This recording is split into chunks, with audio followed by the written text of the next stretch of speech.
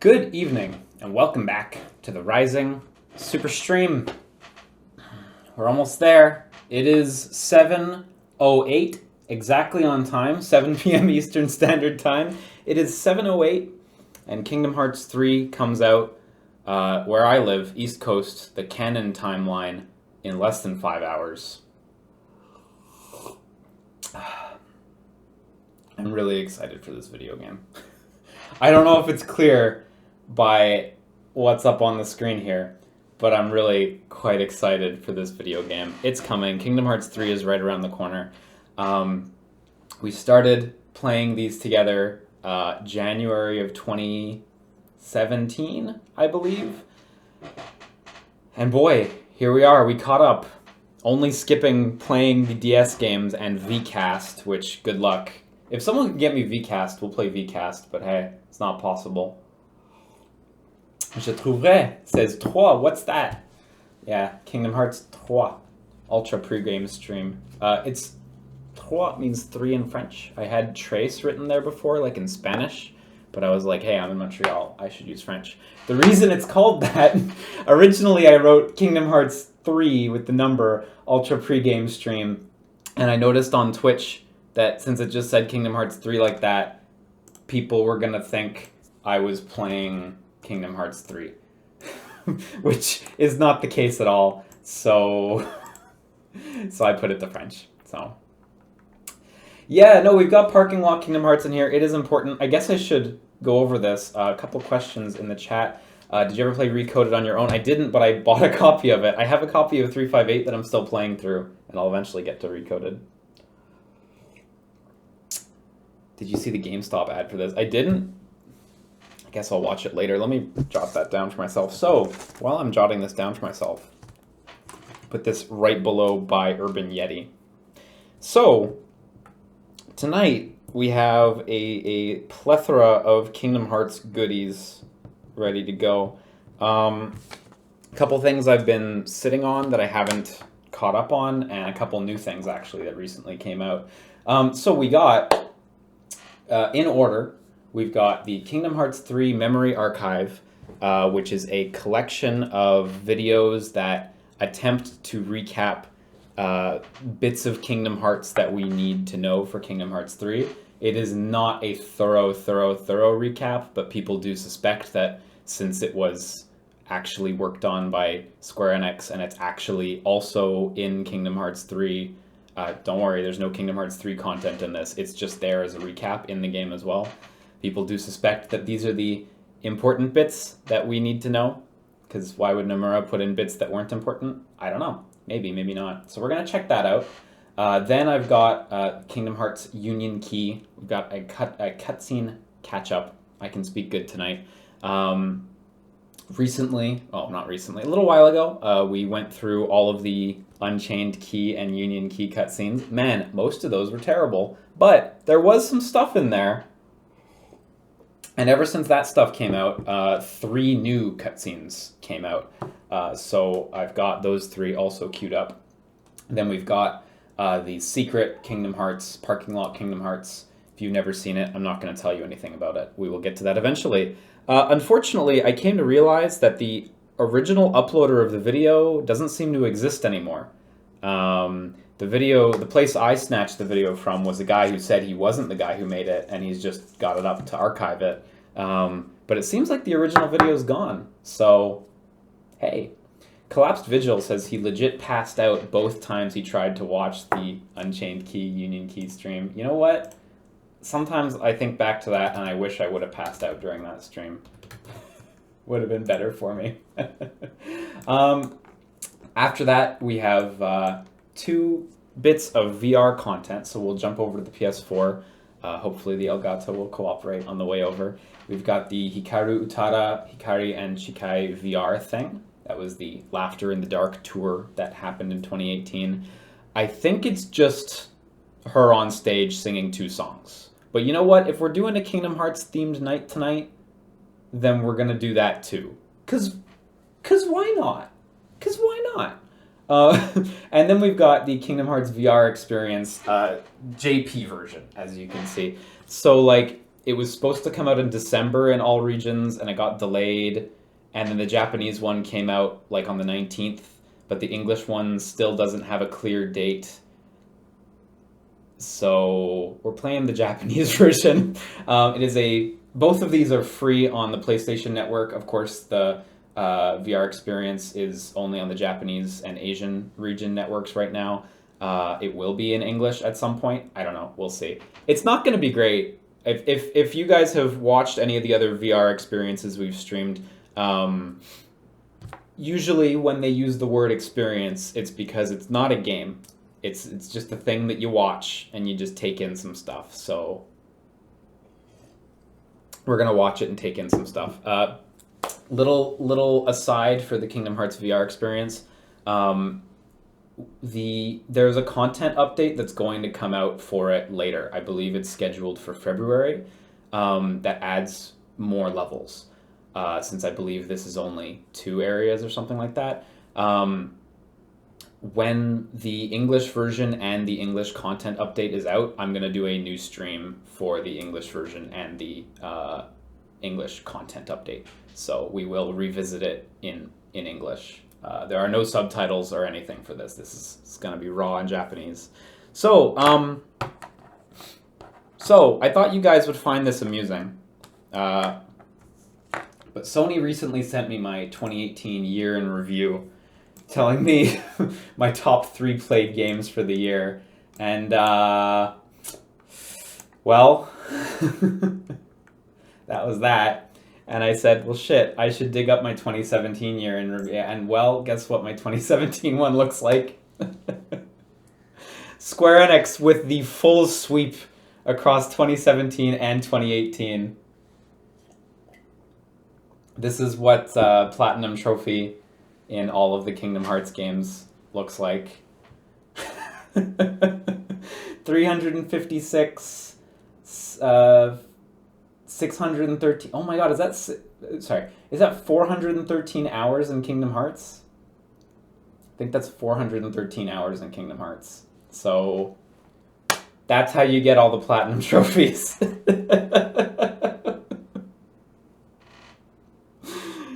Was it worth it? I think I did it. That doesn't even count. That doesn't even include playing through Chain of Memories on the GBA. Actually, it probably does, because the PS4 version was just sitting there on most of the time. So, hey, what did it cost? My fucking life. That's like 20 days. 480 hours would be 20 days, right?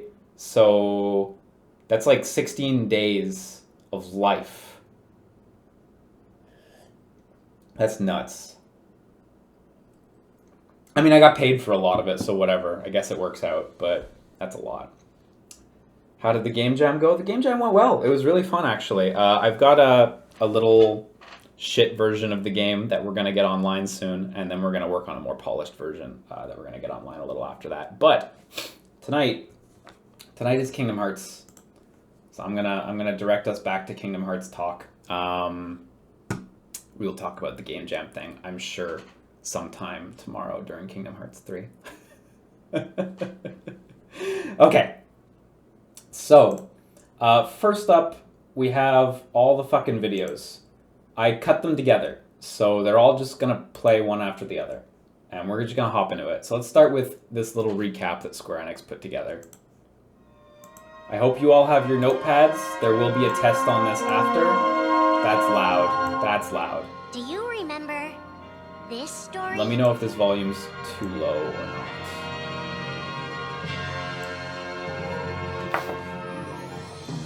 My cameo in Matt's cereal video was great. Yeah, it was. He actually caught me off guard. The 3 are inseparable.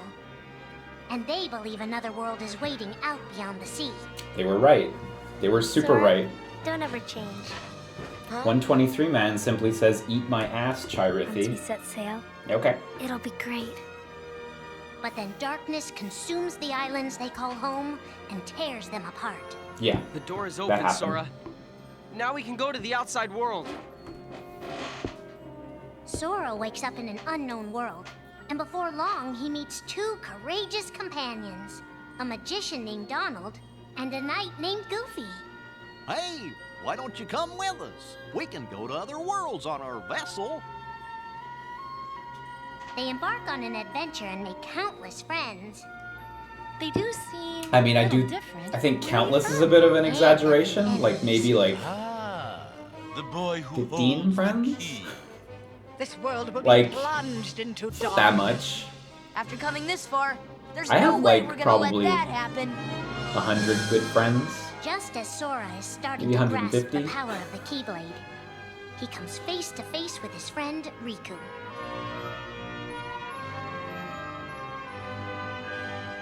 It is I, Ansem, the Seeker of Darkness. Yeah, that happened. I know now I don't need the Keyblade. I don't need a weapon. My Riku's friends hyper are my bondage power. suit. I like to imagine it's made of latex. But that's just the beginning of the tale. Little do Sora and his friends realize what fate has in store. I miss for Billy them. Zane as well. I wish Billy Zane had always been around. So I snipped these together. I cut out all the Kingdom Hearts 3 coming out on January 29th Are the shit. So memories we share. how hype would you be if People we love, Headcanon Island was a world our in Cage only 3? true connection to them. It's the goal. It's ultimately the goal in life at this point. Sora, Donald, To live and long Goofy enough have been until- searching for King Or Mickey live and long Riku, enough that Headcanon their Island friends becomes who were canon. stranded on the other side of the door to darkness.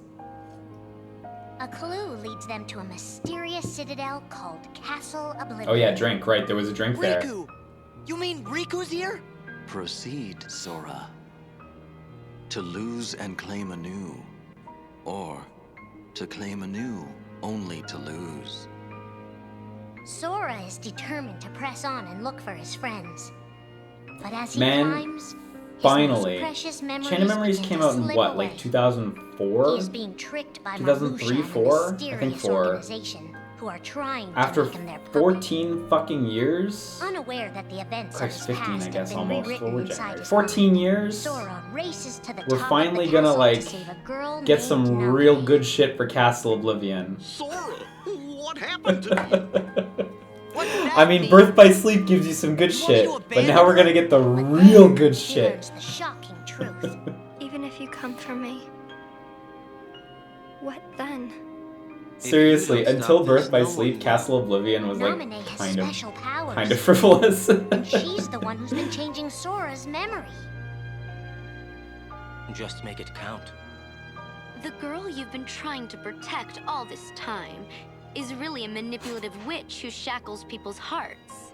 Erase my memories. Destroy my heart. I promised. I'll always protect you. You have to believe me. You turn from the truth because your heart is weak. What was Castle Oblivion's place name? Not You will Outset never Island. defeat me. Fuck, what was it called? Yeah, that place. The nice place in This Birth would by be Sleep? Sora's first God. encounter with I can't Organization remember. 13, but certainly I should have his written last. notes because now we're at the test and I'm just lost. Land of Departure, thank you. You guys know better than I do. Headcanon Castle. Think now for a moment about your best friend.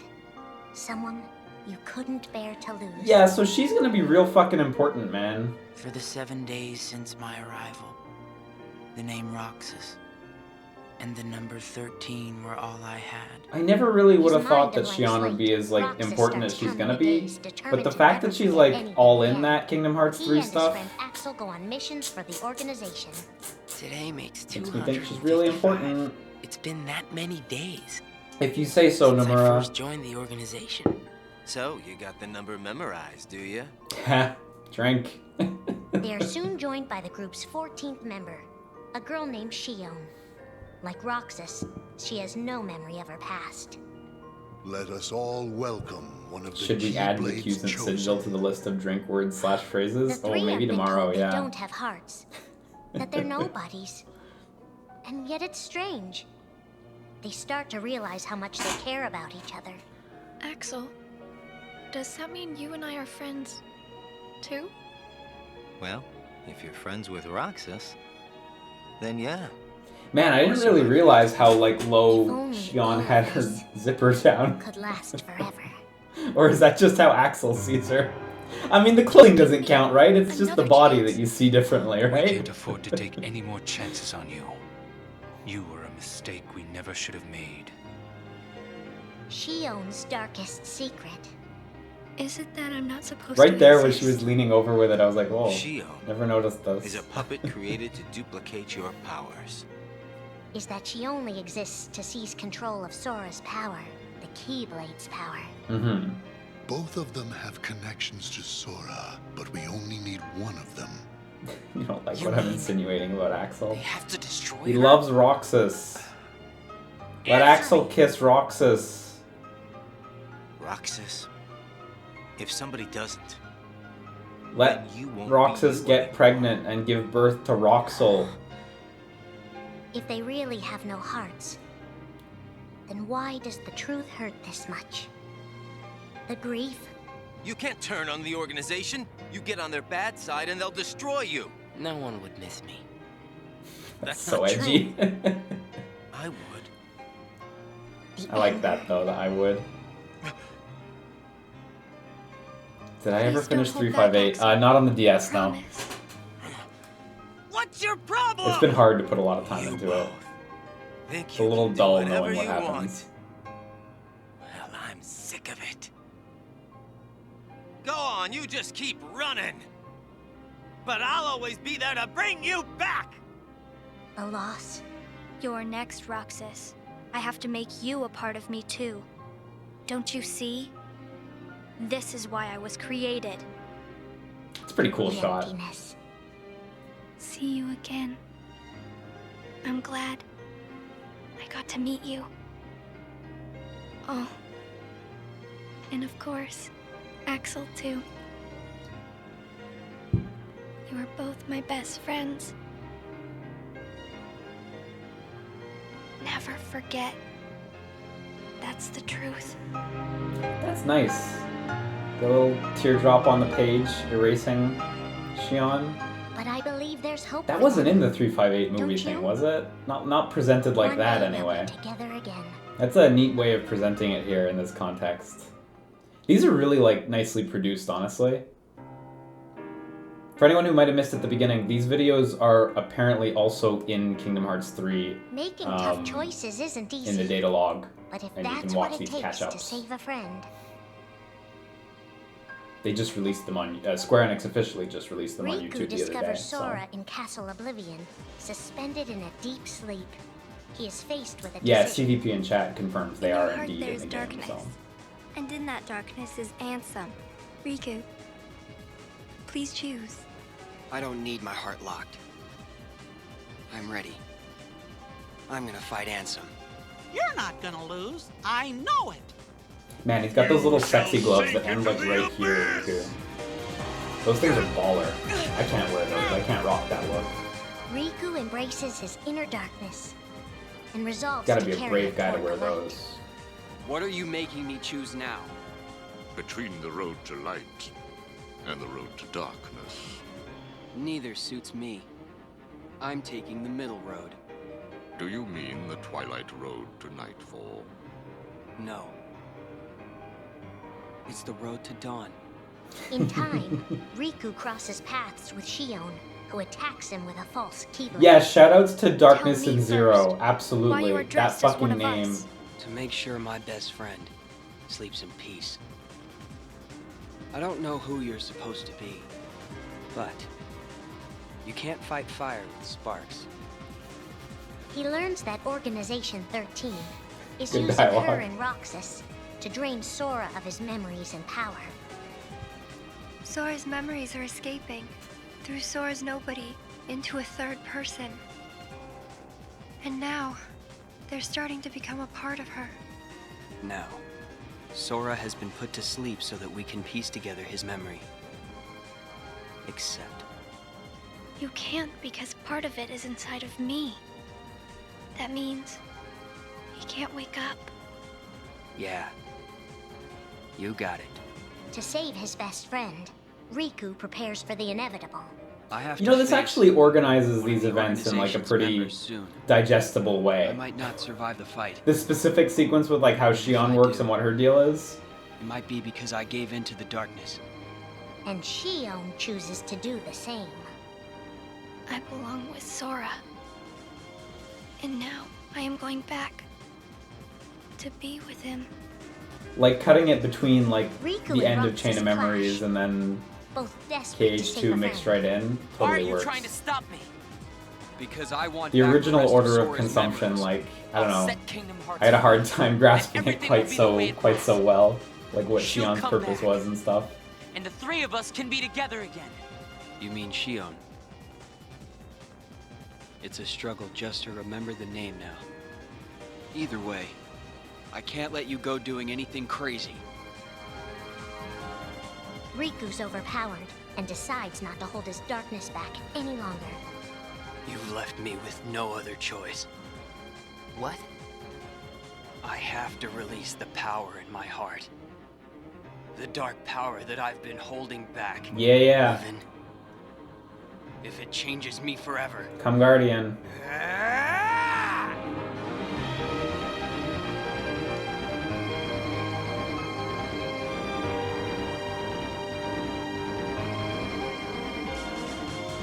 I have accepted it. That's such a good cutaway there. Each fork in the road shapes who we are, but Riku won't look back. Not while his friends need him. So this, I believe, we're coming up on the last one here. Darkness. Yeah, this is the last one. Who are we fighting? How did Yeah, this all who are we fighting? Please, just Why back did it this take up. us so long to notice? This is a really good way to sort it, though. I'll As a talk a bit Keyblade about it master, after they're all done, but Xehanort had a gift like I think these are done really well, others. actually. Ansem. Or Xehanort. You used to be a Keyblade wielder, but darkness stole your heart, and the Keyblade with it. Twice now, Master Xehanort has sought to drag the world into a great Keyblade war between the forces of light and darkness. They say ruin brings about creation. So what then would another Keyblade war bring? I must have these answers. The Keyblade needs to be forged, and with it the door to the Keyblade war unlocked. But both times, his ambitions have been thwarted. In his first attempt, he divided a boy's heart into two beings. A pure light named Ventus, and a pure darkness named Vanitas. A strong the two were boy. to clash and forge a relic known as the Keyblade. Some say Kaiblade. Empty creature from But I Ventus wish Riven. Chirithi had just said Kaiblade and just kept going like nothing. The name Vanitas shall be given. So what are you waiting for? Join with me, right here and now. Become the Keyblade. He told me the only way the Keyblade can be forged is if you and me fight. Well, guess what? I'm not fighting. 3 students of Master Ericus, Xehanort's former brother in training, rose up in order to stop the Keyblade from I love being that little forged. walk scene there. Aqua walking down I the may the have to path. fight Vanitas after all. It looks so cool. If I do, She has such a look of determination. I want you to. The 3 of us can never be torn apart, all right? I'll always find a way. They fought bravely, and their strong bond They're so cool. I allowed love them their to armor. triumph over Xehanort. I've got a better idea. Oh, they look Why don't I amazing. destroy you both? I hope Sora and Riku get Keyblade armor. The Keyblade is made of. I mean, and everyone. Kyrie and I guess Axel destroy and it, everyone. Your heart will vanish forever. Give him armor. Whatever it Put takes. some armor on. Put a helmet on Sora. Anything to save Terra and Aqua. But all 3 paid a terrible price, and their destinies were sealed.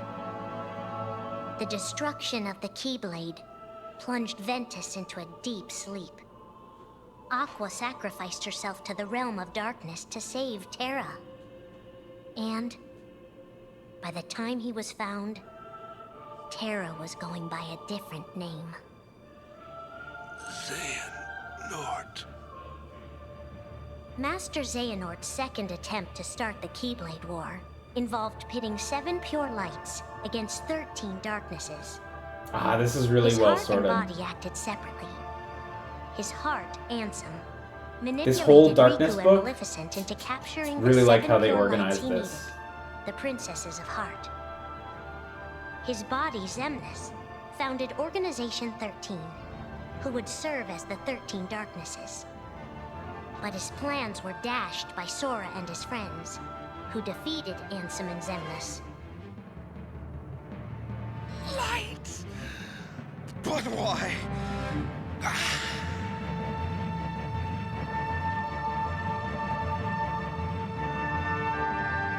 Organization 13's true goal is to divide Xehanort's heart among 13 vessels. 13? Xehanorts? That's 26 hands doing this The at real once. Organization 13. Now, Master Xehanort has warned of a third attempt to start his war. Huh? Master Xehanort! We were right about you! All of this was decided. My 12 selves would welcome me here on this day, when I would return a complete person. It is the future which lies beyond my sight. Let us finish this at the fated place, once your light and my darknesses have joined together.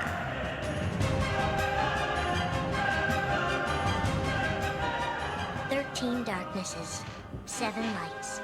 The end is coming.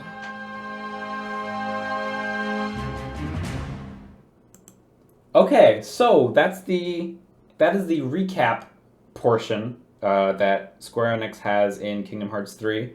That is all 5 videos. I gotta say, I'm impressed with those videos. I had heard from some people that they felt they were bad summaries. I think they were great summaries, actually. The sorting is interesting, because I think initially you would think that they'd want to go like Kingdom Hearts 1, Kingdom Hearts 2, Birth by Sleep, you'd go by game or something. But I actually think they did it in a pretty smart way. Here's the Sora video, here's the Riku video, and here's the villain video at the end, Xehanort. So I think they did a really good job. Xion getting a video all to herself definitely makes me think she's going to be important. And they cut a lot of chaff. I saw a couple people mention that, like, well, what about Birth by Sleep? Like, barely getting anything in here. And I know at least one person in the chat turned around on it by the end. But I think Birth by Sleep got exactly how much it needed. As important as Birth by Sleep is, in the context of Kingdom Hearts 3, Terra is still Norded, and Ventus is still in Castle Oblivion. So, like, Aqua's really the only one we can meet.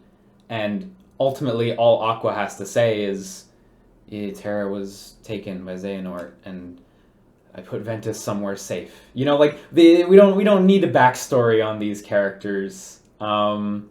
And Aqua will be there, and she can just be Norded for a while until we get her back, and then, or not, and just say the things that matter.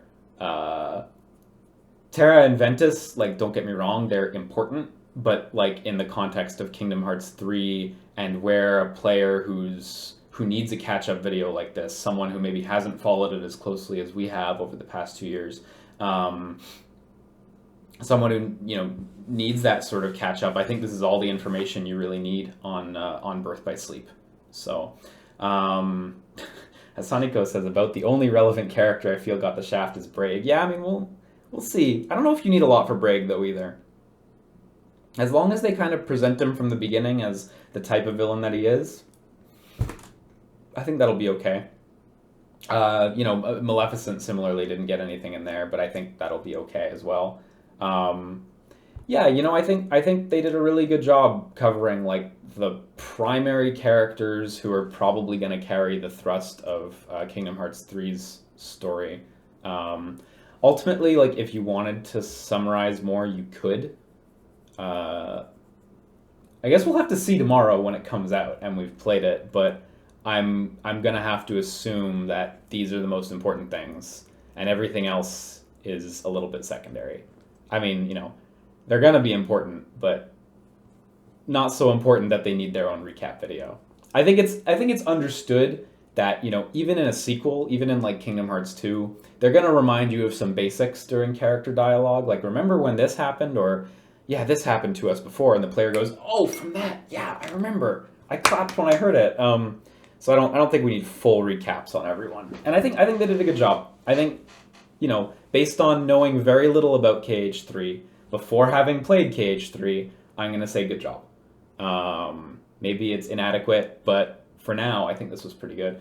Collapsed Vigil says he's heard that in KH3 there are extensive text files on everything. I'm going to assume everything is everything, considering how extensive the data logs usually are. It's probably enough. Probably enough. I think they did a fair job crushing it into like 20-something minutes. I think the struggle for people who try to recap Kingdom Hearts' story, fans and intrepid YouTubers alike, I think the big struggle is the desire to recap all the main events and all the main concepts. Everyone's got to know what a Heartless is. Everyone's got to know what a Nobody is. Everyone's got to know the main events of all the main games. Everyone's got to know about Maleficent's book from Recoded. Everyone's got to know about everything, and it's hard to get all of that information across to people because there's just so fucking much of it. It's really hard to recap that. And I think this recap has the advantage, maybe, we'll see, of knowing what it has to recap, you know? So I think this was concise, and I have a certain level of trust that this recap might be enough for the big stuff, so yeah. What about the box? Yeah, the box. I mean, we'll see if Master of Masters is even fucking relevant in Kingdom Hearts 3, you know? Because he might be. He might be relevant. But at the same time, like, I wouldn't be shocked if Master of Masters was, like, a post-Kingdom Hearts 3 storyline that's starting up. I don't know. The box did have 20 locks, so I assume that's 13 lights and 13 darknesses and 7 lights. But we'll see. I don't know. I wouldn't be shocked if Master of Masters was more long-term, though. Because, like, this is Xehanort. Kingdom Hearts 3 is we're going to address Xehanort. We're going to finish that. So, yeah. Jake is not gross says, oh, I don't even want to think about post-KH3. Yo, I want to think about post-KH3 so much.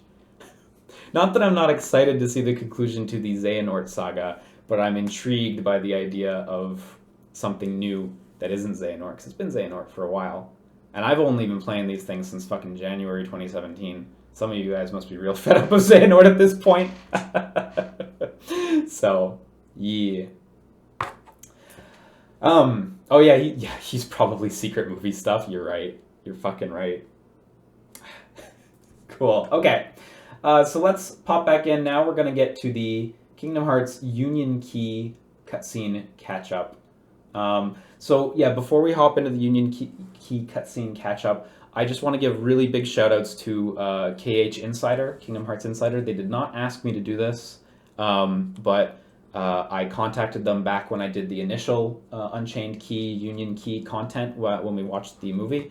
And I asked if they could use their English translated cutscenes, some of which I believe they translated, some of which I believe, or most of which I think are the official translations. And they were very forthright. They even let me monetize the video, which was super, super nice of them. They're great. I follow them on Twitter because they're great. Go check them out. Once again, we're going to be using videos that were provided or that were found on KH Insider's YouTube channel. So, so we have 3 new Union Key cutscene catch-up scenes that we're gonna watch. I think they run 15 to 20 minutes total or something. VO Mariner says, I think there's gonna be a big Kingdom Hearts Union Key story update in Japan tomorrow too. Oh, well, fuck me. Too late. Too late for that. So, let me play this video more. So, most YouTubers, I think they go, can we get 500 likes on this video? Can we get 10,000 likes? Can we get 3,000 comments on this video? Me, out here, Square Enix, can we get 500 copyright claims on this video? Can we do it? Universal Media Group, can we get 500 copyright claims on this video? Can you make this happen? This is the least monetizable video I have ever made. And so I just want to let you know that I have pins for sale. $17.99 USD for a set. They're really nice. There's a Kingdom Hearts one. I have it right here. It's cute. If I hold it any closer, it'll vanish. There we go. Please, 500 copyright claims. We can do it, guys. We can do it. More than Tohovania 2? Yeah, fucking Tohovania 2, we got 19 copyright claims. Fortunately, I got all of them off of it, which was nice, but Universal Media Group, the guys in charge of protecting the Kingdom Hearts music,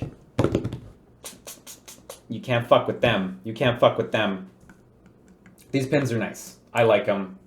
Thank you for allowing me to do a shill here. Now I'm going to let the video keep playing. I think this is on screen for 10 seconds, so keep looking at it.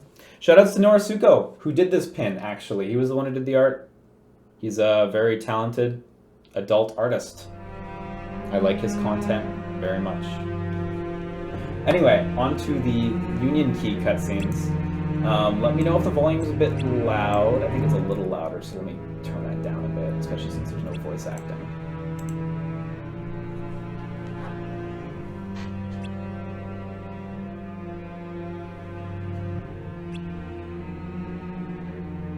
Yeah, to be clear, we're picking up after our last Union Key video.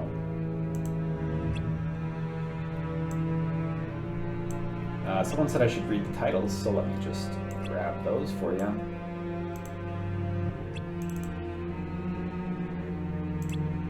Don't worry, I am reading this. This one is titled The Witch Trapped in the... Oh my god.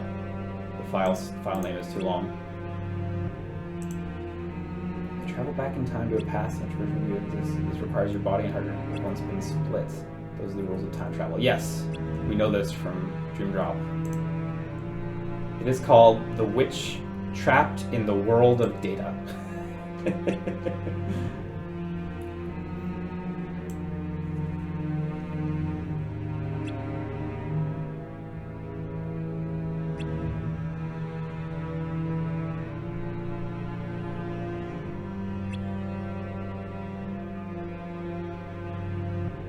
God, who is it standing in the darkness?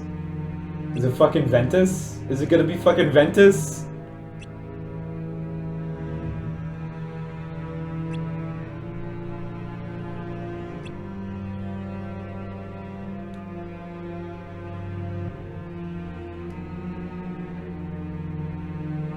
Wait, hang on. Let me back this up for a second. Apologies. These are the rules of time travel. I'll put it forward again in 1 sec.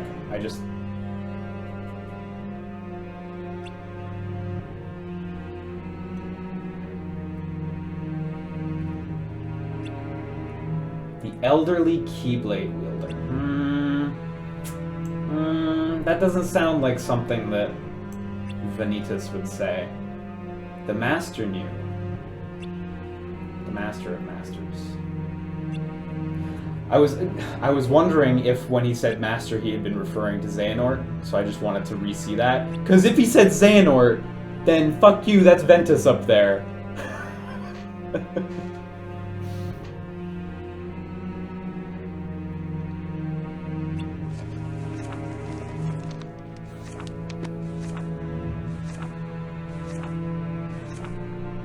This is literally all of the worlds in Kingdom Hearts.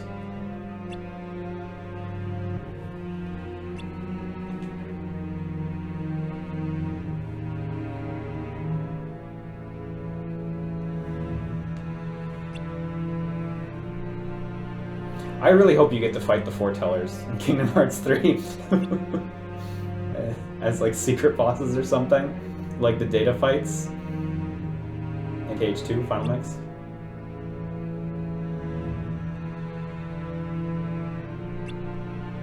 Yeah, don't forget about Data Worlds. Those are fucking gonna be important, because Big Hero 6 World is under attack by the bug blocks. So get ready for that.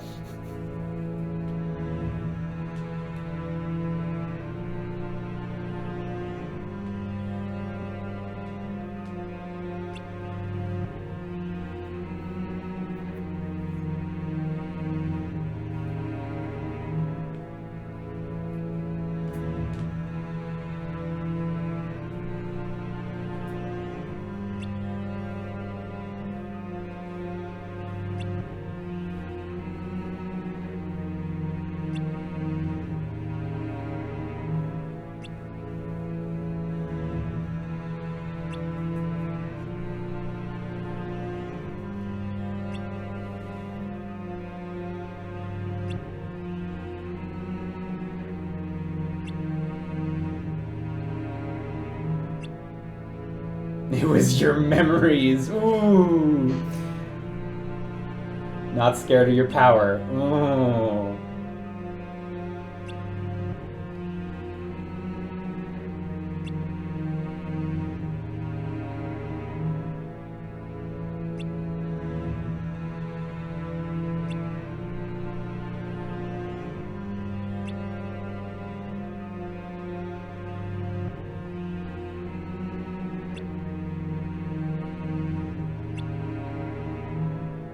Oh my god, hi Takahata 101.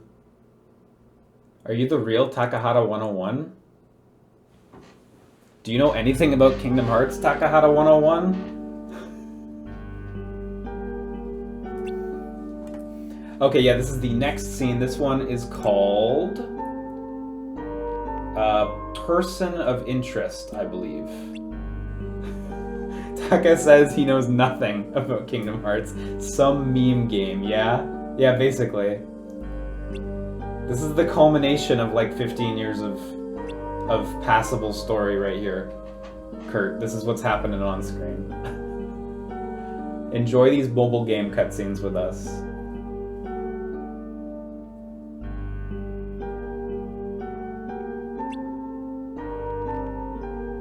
Yeah, we still don't really know about Hat Guy, do we? If I'm not mistaken.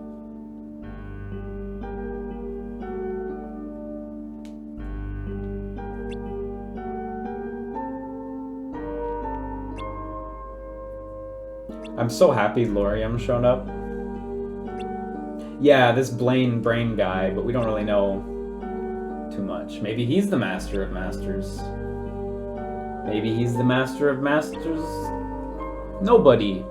Maybe he's the Master of Masters Dream Eater.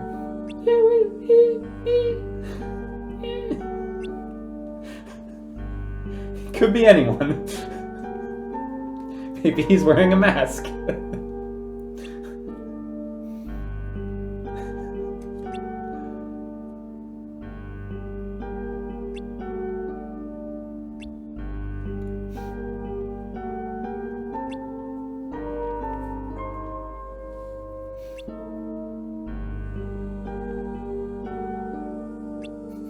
Hasaniko says this cutscene is just trying to explain away the PvP content. It's so true. That is all this is. This is nothing. They're just making rules up to get the PvP to be okay.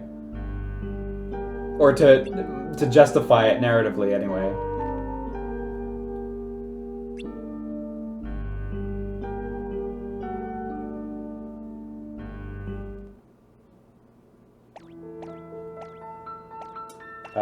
I believe we're still in the same video. I think. Unfortunately, that cut to black doesn't give me too much information, but I believe we have not moved on to the next video.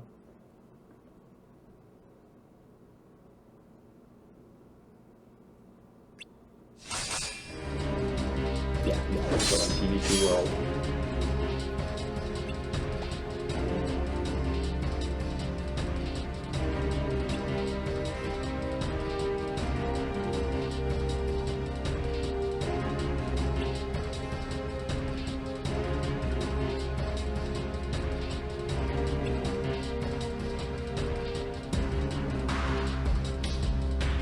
Yeah, Mr. Why I Die in chat. Personally, I'm hoping for a scene with at least 500 Rikus. Data Rikus, Replica Rikus, 3-meter Rikus, whatever. Just give me a lot of Rikus.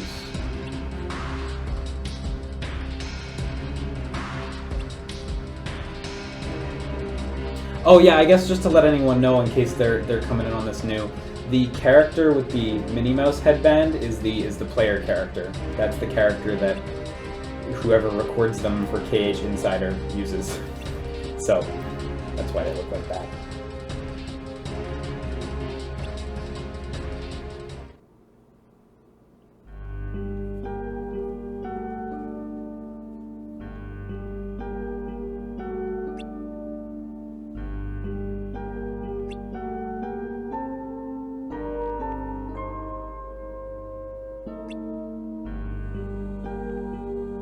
It is a cute costume. I do think it's cute, actually.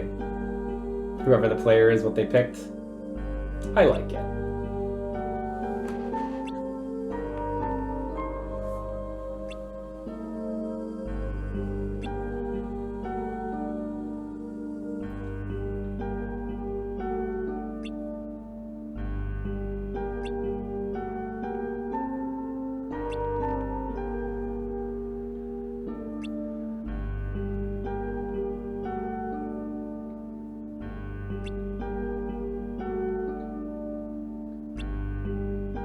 Yeah, I also wonder if Ephemera and Skuld will show up in KH3.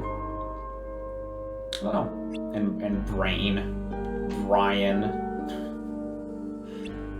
Maybe not. Maybe not. It's hard to really get a grasp on whether like the Master of Masters and the Foretellers and these guys are really just meant to be like the mobile game, or if they're like post KH3 stuff, you know?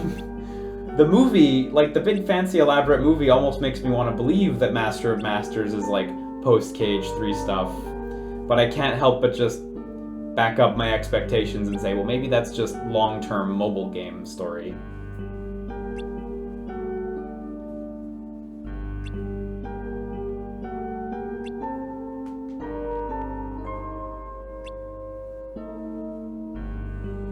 None of this actually matters. This matters so much.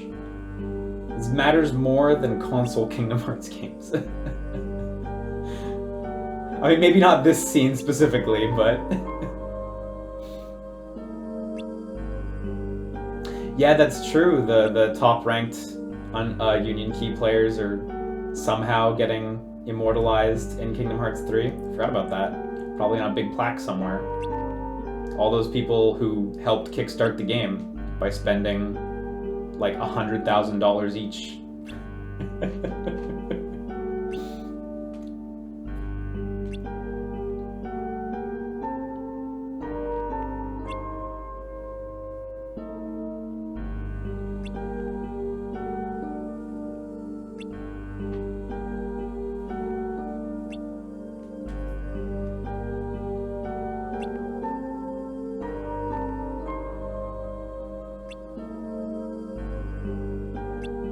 Oh my god, is that true?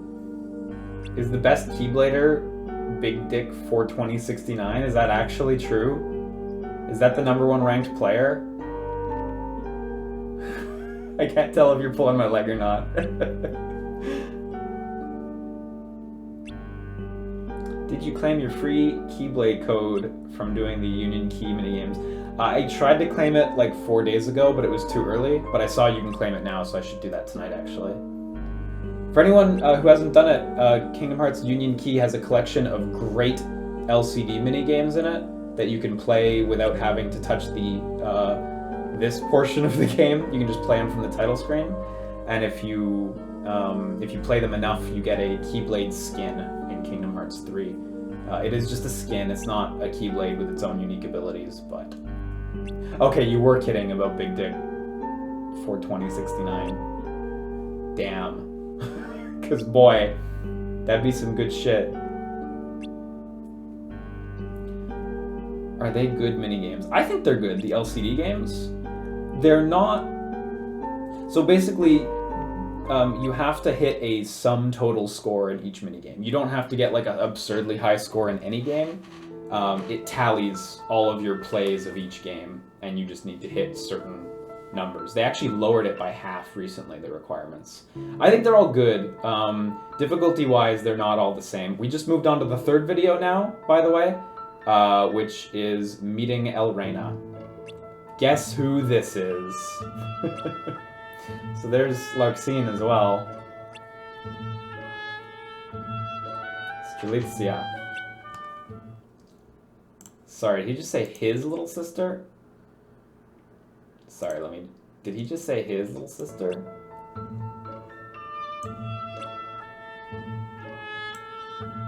Yes, his little sister, Strelitzia. Okay. So Loriam's related to Strelitzia.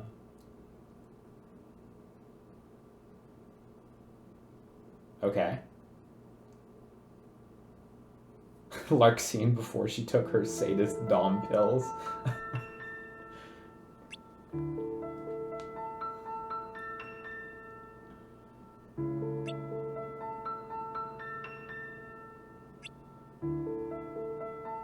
Oh, they're buds. Okay, that's how Loriam knows about her. Okay.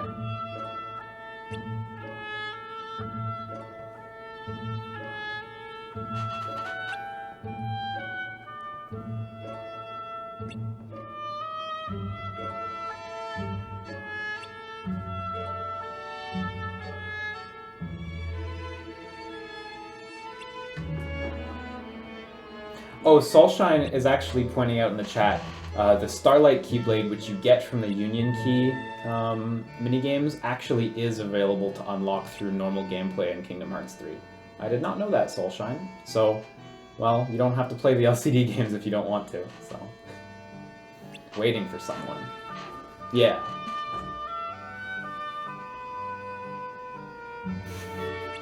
Yeah, on the fucking roof.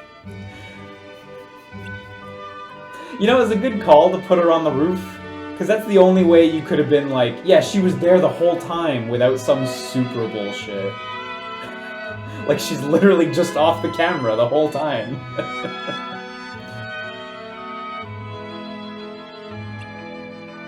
Need to start pulling out a whiteboard and drawing social links? Nah, man, I'll fail that test.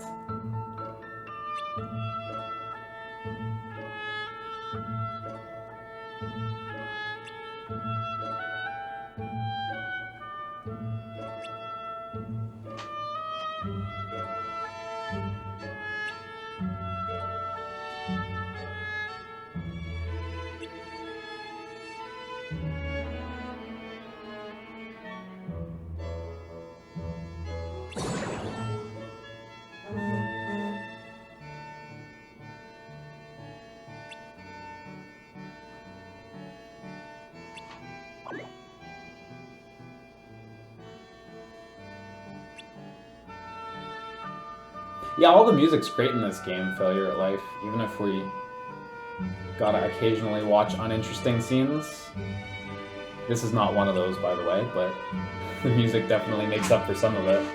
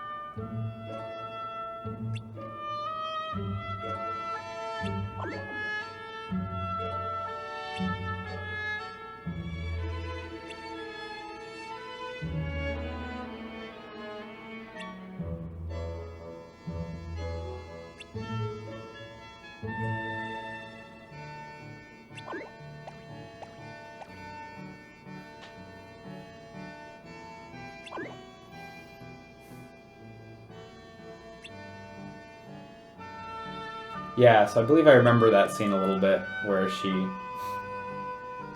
walked into that building and then died super hard.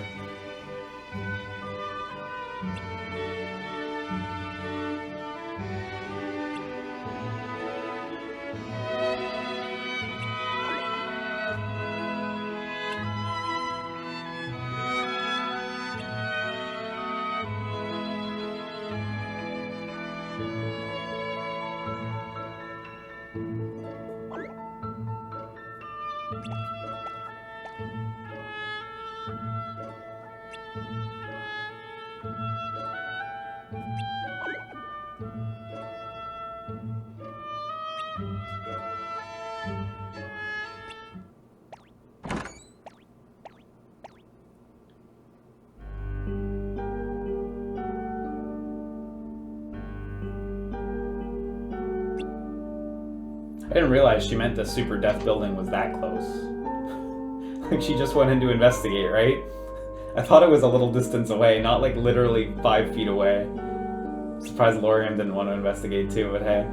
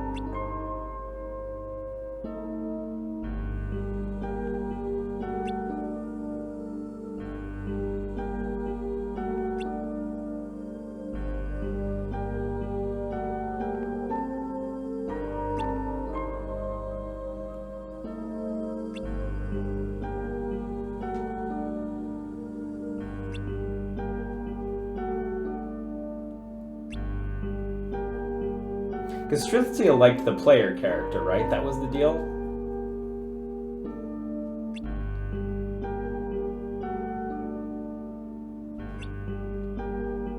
From a distance, in a kind of creepy, weird way.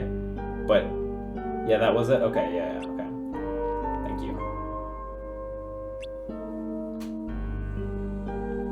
Honestly, one of the things I've really enjoyed about streaming Kingdom Hearts, there are so many of you guys that are so knowledgeable about it that it's like we all collectively have like a huge database of information that we can all access just by asking in the chat or otherwise.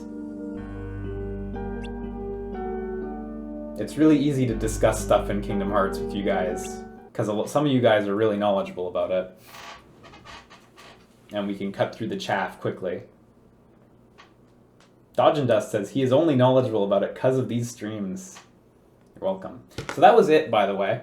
That was the end. That was the abrupt ending. I actually didn't realize it had ended for a second. That is the entirety of that video. Someone in the chat earlier said there might be a new scene out in Japan tomorrow. It will not be subtitled right away, so oh well. So, Lorium's sister, Strelitzia, was friends with Alrena, and Strelitzia was killed by someone. That sentence can end right there. I think Ventus was the one who killed Strelitzia. I am so committed to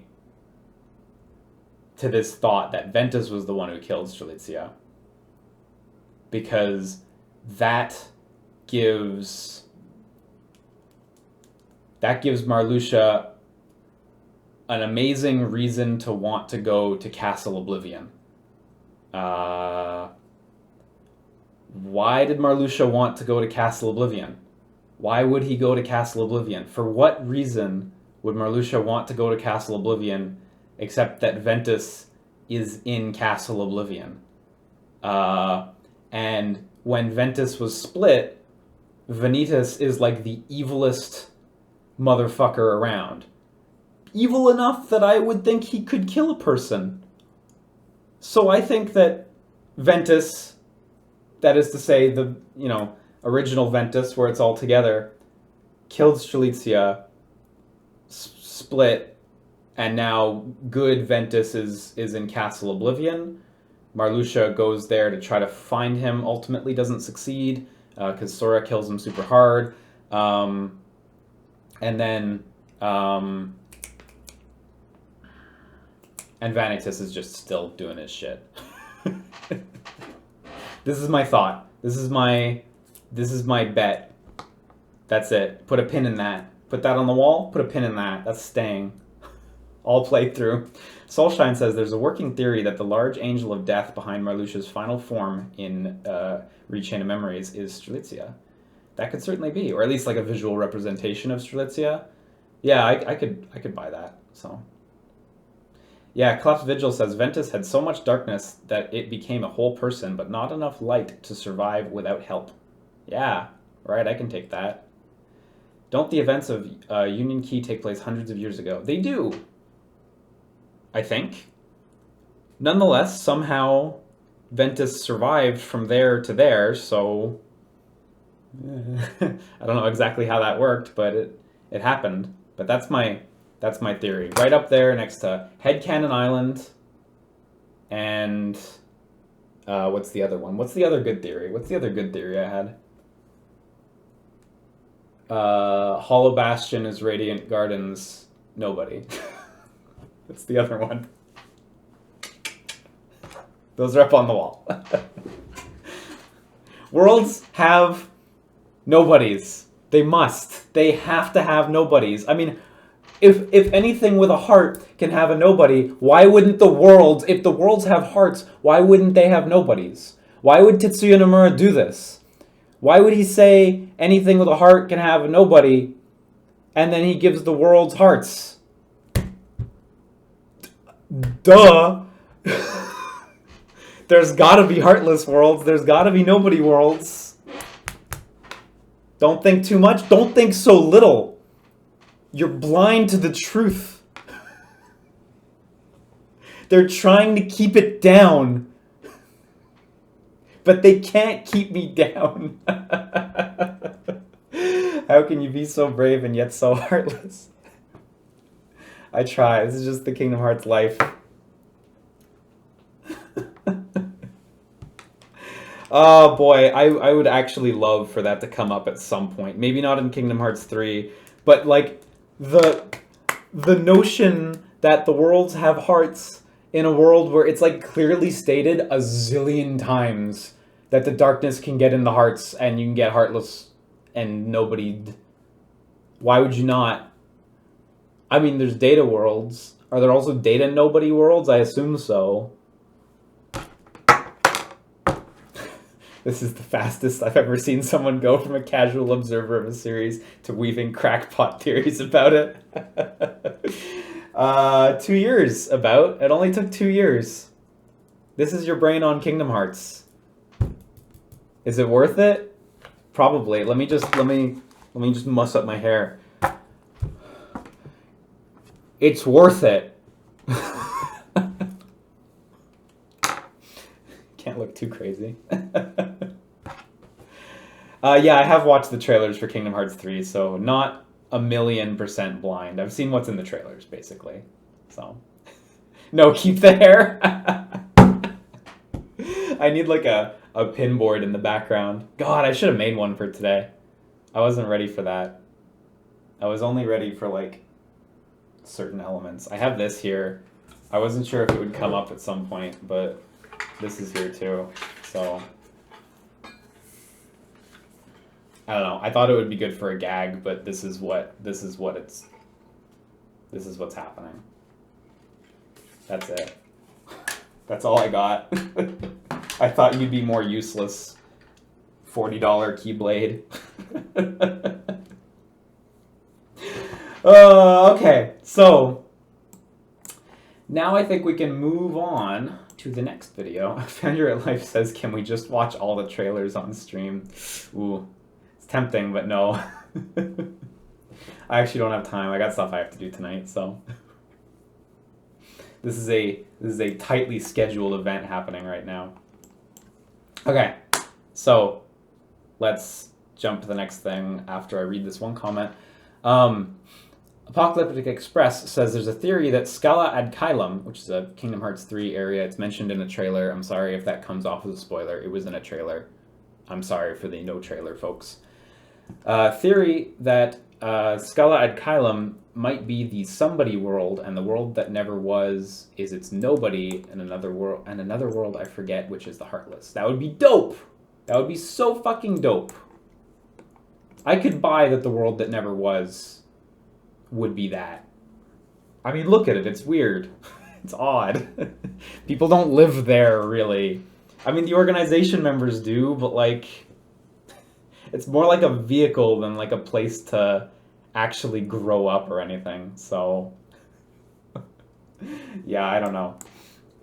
Okay, so let's move on to our last video of the evening before we hop over to the VR content. If you've never seen this one, this is a good one. This is from 2000, God, I don't actually know, 05, 06, something like that. Maybe 2007, but I think it was earlier than that. I believe it was originally called Sora vs. Roxas Live Action, but most people know it as Parking Lot Kingdom Hearts.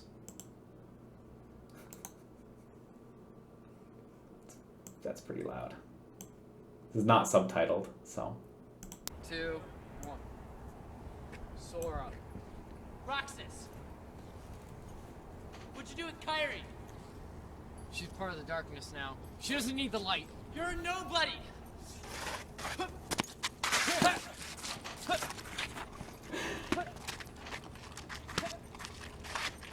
Man, those pants. Look at that kick. The guy on the left is like...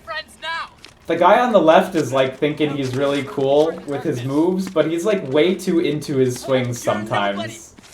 He's on the right now. See, like, you're gonna hurt someone. You're gonna hurt your buddy if you hit him with that.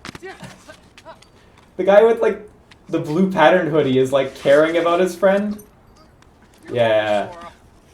No! Hey! Ha!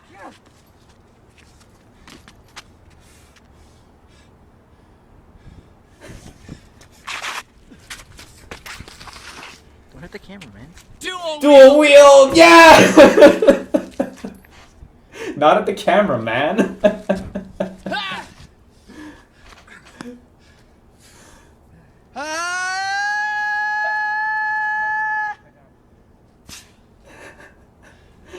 I can't kill you, you're part of me. You're a fool, Sora. Hoodie up.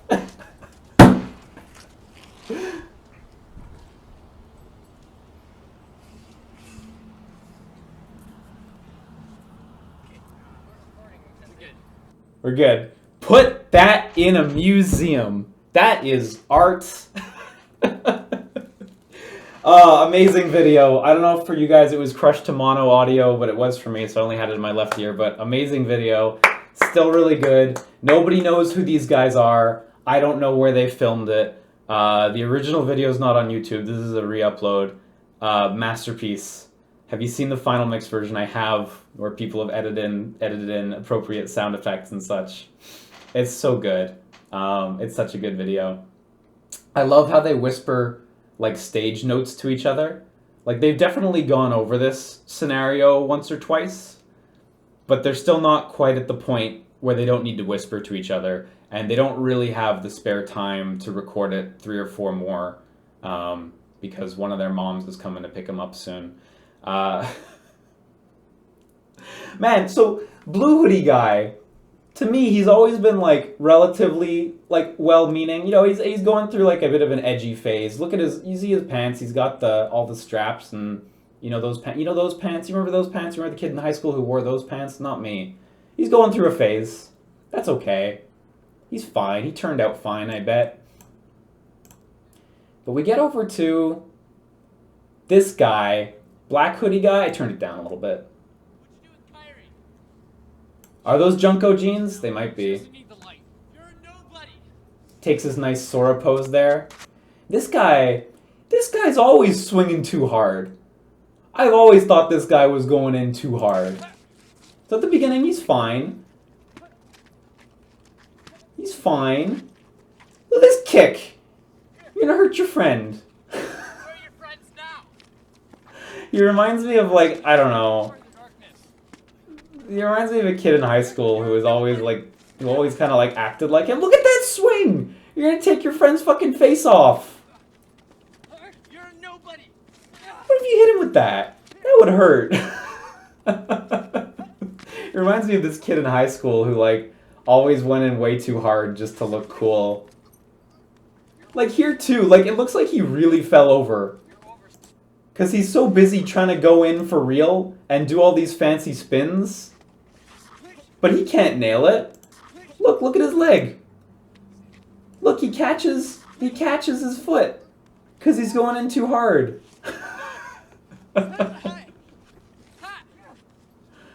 Oh. And he doesn't come off as cool. The blue hoodie kid's cooler in the end. Not at the camera, man. You hear that? Like, even the camera boy, even camera lad is like, this guy isn't attentive enough. Dual wield.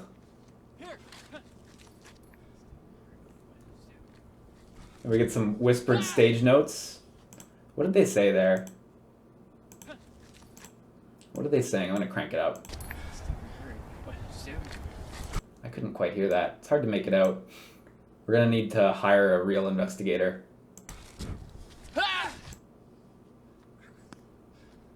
The 10-second yell. Ah! We got some more whispered stage notes there on the ground. I can't kill you. You're part of me. You're a fool, Sora. So good. What a line. The hoodie. The hoodie makes it at the end. And then here, he turns around. And he says, we're not recording or anything. Like he thinks it's over. Because back then, nobody knew how to cut their videos. So yeah. You could snip, honestly, nowadays, they would have snipped the first second of this video and the last, like, 5, so you wouldn't hear him say 2. 2, 1. Yeah, there you go. We got a little countdown. Nobody knew back then. Nobody could cut this stuff. That's Kingdom Hearts. This is Parking Lots Kingdom Hearts. Parking Lots Kingdom Hearts. Parking Lot Kingdom Hearts. When was this filmed? Like, this is way good video quality to have been filmed in early 2000s phone cameras. Did they have, like, a legit camera for this? Must have, because it was mid to late 2000s. Whether it was like 06 or 07, I'm not sure, but I feel like it was right around there. But yeah, you're right. This is not a cell phone camera from 2006 or 7. The cameraman does say something like "not at the cameraman" or "watch out for the cameraman." So clearly the camera matters.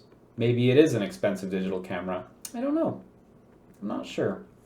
Only you would be brave enough to show us KH 2.95. Bravo, Liam. Hey, you're welcome. I hope that some of you guys have never seen this before. I hope that lots of you guys have never seen this before, because this is a special one. I really dig this. Now I think we can move on to the last leg of our journey tonight. We're getting on to the VR content. So I will be in the headset. I won't really be able to read the chat, unfortunately. We're going to start out with the Hikaru Utada Laughter in the Dark Tour 2018, which I believe is just an onstage version of Hikari and Chikai. And then after, we're going to move on to the Kingdom Hearts VR experience, which is a short, I think it's sub 15-minute recap of like some events of the series in Japanese this time. And again, when the English version comes out with the content update, we will come back for the English version and do it in English, along with the content update, which seems like it's going to get into later stuff, like Birth by Sleeps and stuff like that, but nobody really knows. I guess we'll find out. So we're going to go to the virtual world shortly. If you'll give me a second, I'm actually out of water, so I'm going to go grab some more. I thought that would last. And let me... Elgato worked. Look at that. Shoutouts to Elgato. You did it. Let me just go grab a quick glass of water. I'll be right back. Drop my pen.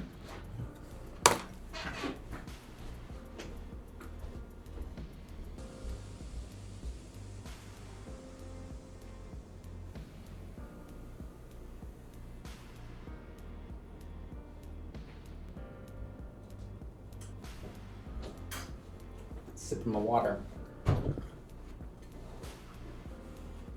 Okay. Now, we should be able to go into the VR. Oh.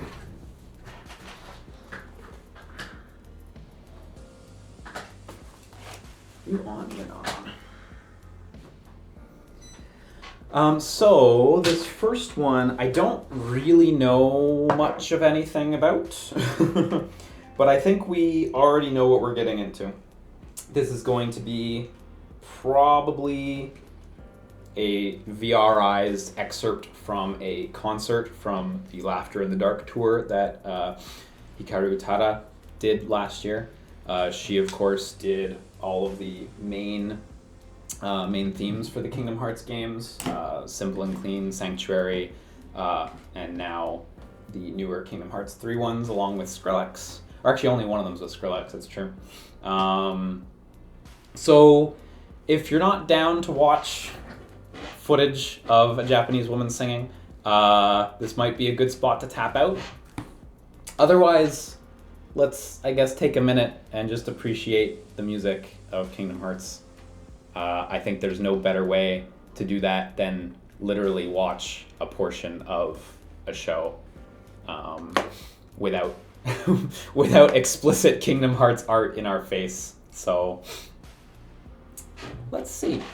Why would that be a problem? I don't know. Less of a problem, more of a I'm not in the mood to watch a concert right now. Forgot my VR headphones. Headphones are important when you're in the VR, man. Probably the weirdest content warning you've ever given. Yeah, well, you know. Not everyone's into concerts, and you know what? I get that. I get that. This is why I put Kingdom Hearts VR at the end, so you'll have to stay through this. That being said, she is incredibly good at what she does, so I do still expect this will be a nice watch. 500 copyright claims, Square Enix. Get on it. Universal Media Group, get on it. There we go. Found the headphone jack. Okay. So, first and foremost, can you guys hear the PS4?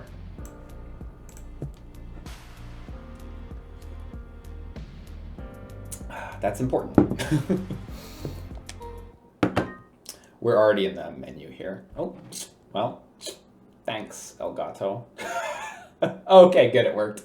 Okay, we're already in the menu here. I already have this booted up. You can hear the PS4? Cool. I'll come out to check the volume shortly. So we've got Chikai, we've got the other one, Hikaru? Yeah. And we've got a making of and credits, which, I don't know, maybe we can glance at for a second. So let's start with Hikaru. There's also director's cut on each one. I don't know what that means, but that is a thing.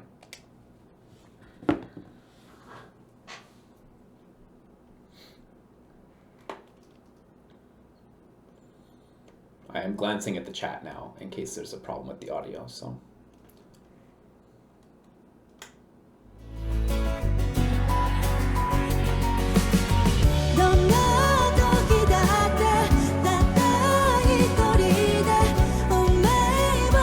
Oh, this seems like it was like, I don't know if this was captured at like an actual concert. It might have been like a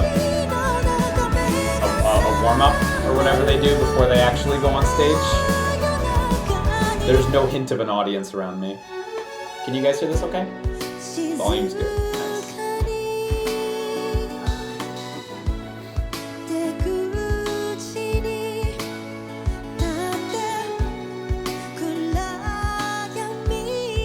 So the actual VR content is like obviously a little limited here, but there is actually a nice sensation of depth. Like you can really pick out how far the musicians are from you, and like when the lights are going and pointing at you, there's like they look really good.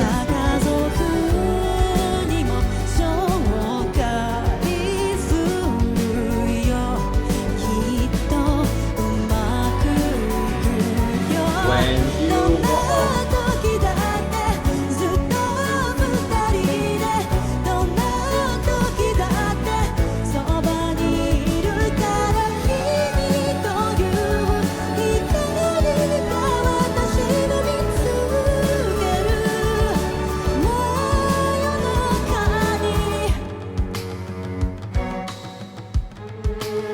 Oh yeah, this looks really good in PR.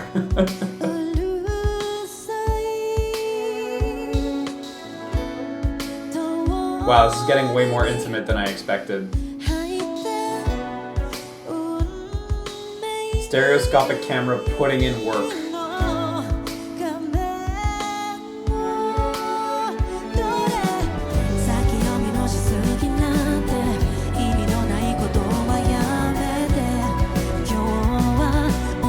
I think, I'm not sure,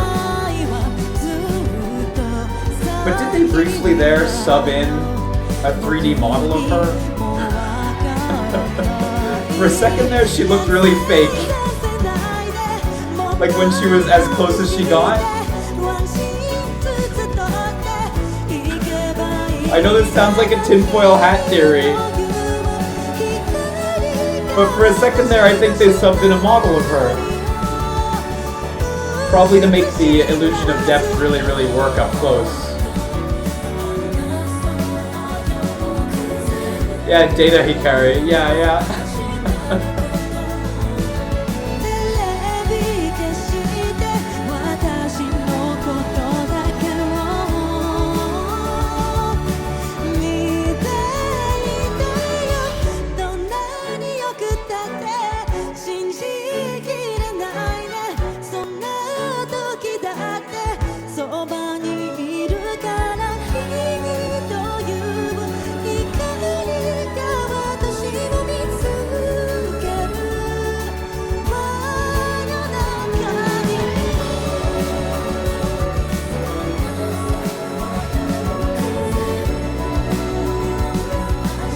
Yeah, like right now she's definitely real. The lighting on her is like way detailed.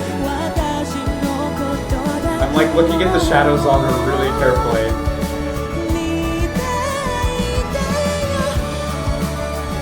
Yeah, did she just swap? Or did someone slip something into my water?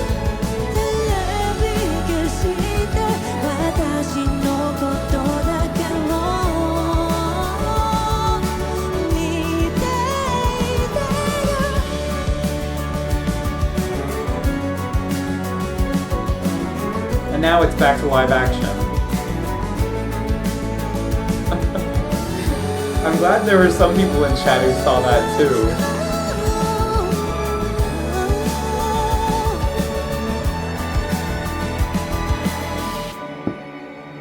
I could be crazy. I could be really crazy, and I'm very much open to that.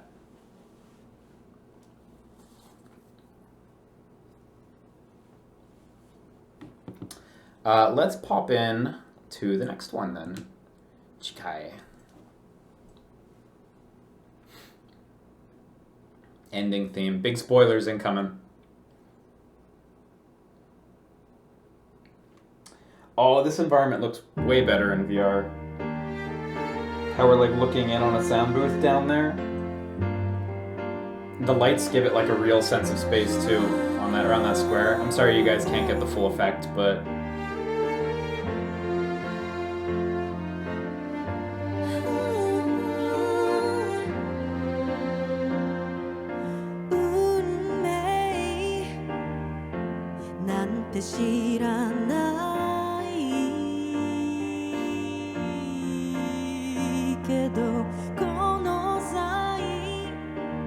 I've heard this version so much because like for a little while my like Amazon Alexa would only play the Japanese version whenever I asked, no matter what I said.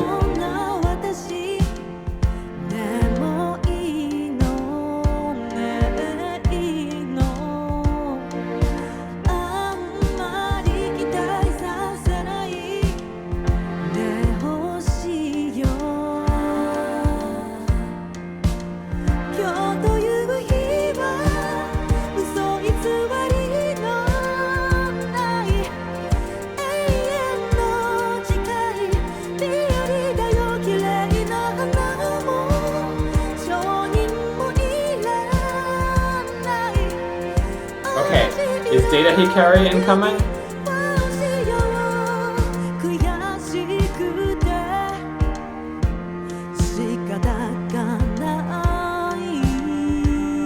Can't tell. I really can't tell. I don't think so. I don't think it's happened.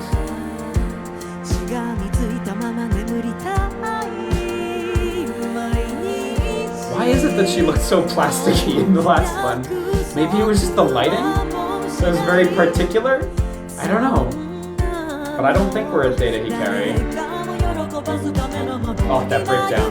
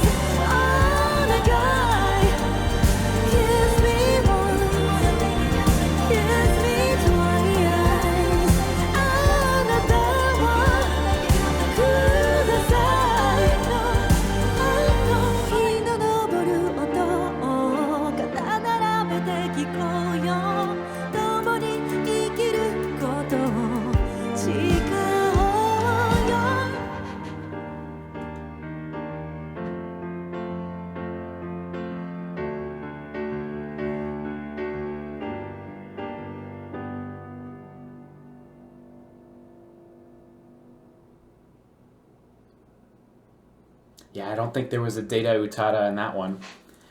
I gotta say, ever since before I was into Kingdom Hearts, I've always been incredibly impressed that she sings both the English and Japanese versions. I mean, she has other music as well, other than Kingdom Hearts tracks, where she's sung English versions, and it just blows me away that someone could be so capable of doing both so well. You know, real impressive, honestly. So I guess let's take a quick look at the making of and director's cuts, where I'm not going to go through both of them again, but not all the way. But let's just take a quick look, see if we can uncover the origins of Data Utada, which I'm still not sure if that exists. This is real nice though. Sony, I don't know that Sony was involved in this one. I'm not 100% sure. I should check the credits. Sony has put out a couple of like VR like concert things that they worked in collaboration with like Sony Music and some other partners on. And some of them are really impressive. There's this one with this, I think he was a violinist, but I honestly can't remember because it's been a hot minute, with a dude named Jonathan Bell. And that one was done so fucking well. I was blown away. This one does have one restriction. I don't know if you guys caught it, but I noticed it pretty early, being that I am in VR. So it is just a 3D video, the actual concert scenes. This is a real 3D space. You see I can move my head around and like the perspective changes on the boxes and such. So those were 3D videos. So when we go in next time, you'll see if I move my head from left to right, it doesn't actually change the perspective. The camera was in a fixed location. and thus you are locked to that fixed location. You can tilt, but no moving around, almost like you're using a 3DOF headset. Probably not too much of an issue for you guys watching over there, though. So, really nice, though. Yeah. Okay, so let's take a quick second and investigate the, I don't know, the director's cut. Let's see what that is. This is free, by the way. Yeah, I think I mentioned that before, but just to hammer that home. So just, I don't know, go check it out. It's cool. If you got a VR headset, I mean, why not? So what's the director's cut? I'm like expecting an English dub to come on saying like, "Hello, I am Tetsuya Nomura." Oh. So yeah, you see, no matter how much I move my head around, it doesn't actually move my head in 3D space.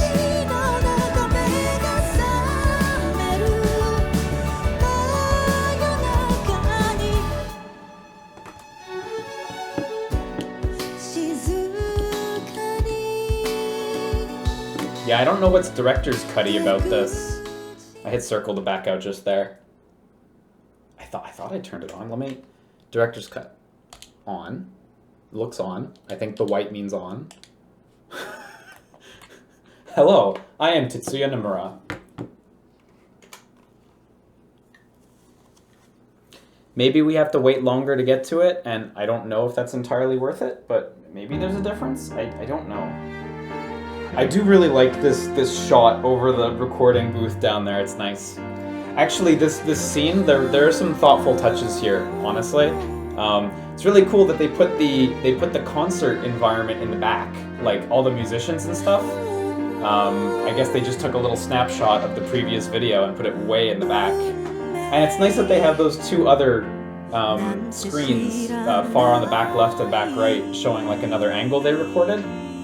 Kind of a thoughtful scene composition, when in real life this was probably like a fairly drab room. See, I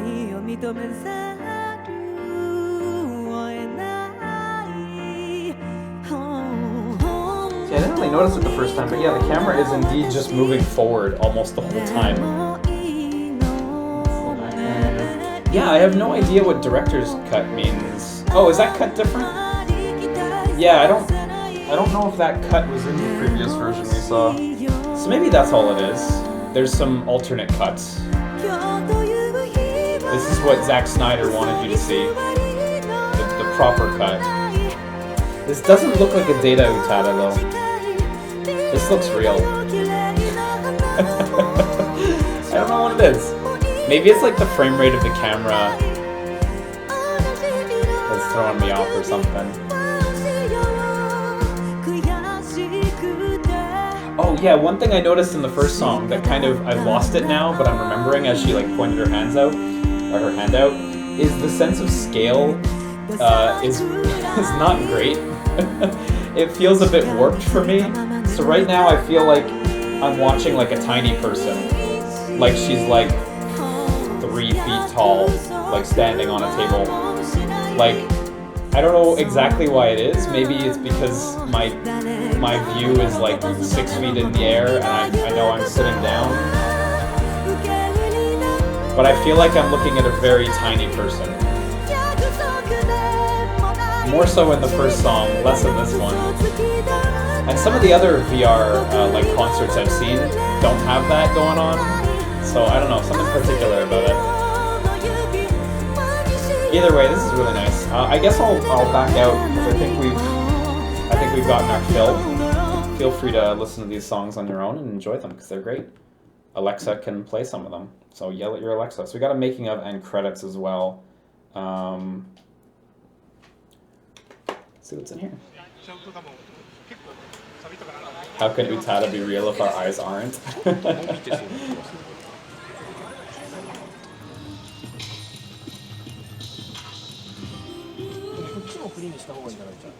Yeah, big green screen. Look, they've got a headset on site, just testing it live. That's neat. I guess they got it set up to their dev tools and they're like piping this in real time. They made this in Unity, if I'm not mistaken. Fuck, look at all the staff involved. これはきつい。 I think people always underestimate how much it takes for stuff like this. You know, it's just a song, it's just a movie in VR. I mean, whew, this is a real professional thing. Yeah, we got some Sony staff in there, so yeah, Sony did work with this. おお近い。これ用のポジションは大丈夫です。わあ近い。 She's like, whoa, so close. Look at that QA team. 4, 5, 6, 7, 8, 9. 10 QA staffers tested this. That's fucking insane. When I worked at THQ, when I worked at Eidos, there were, like, actual games that had less QA staff than this in-house. Yeah, so basically... Fuck, 10 for this? Wow. That's absolutely insane.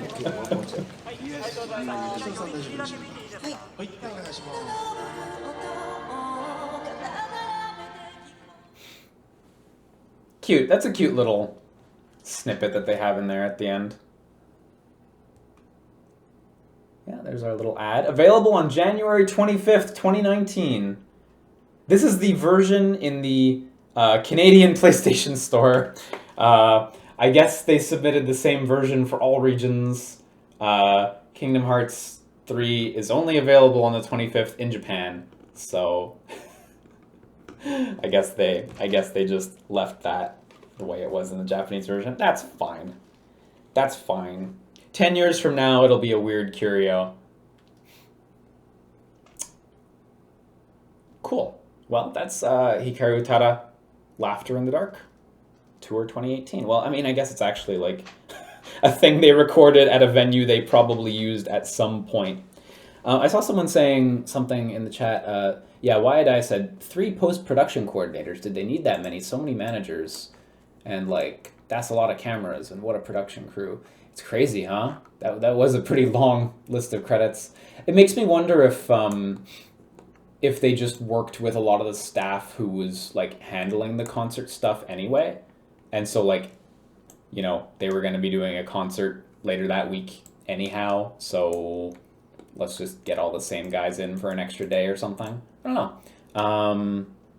Alternatively, my thought is that like, I mean, I missed in the credits if they were working with Sony Music or something, but alternatively, like, that staff is possibly like a set of staff who are used to record music videos or something. I don't really know how the music industry works. I don't really know.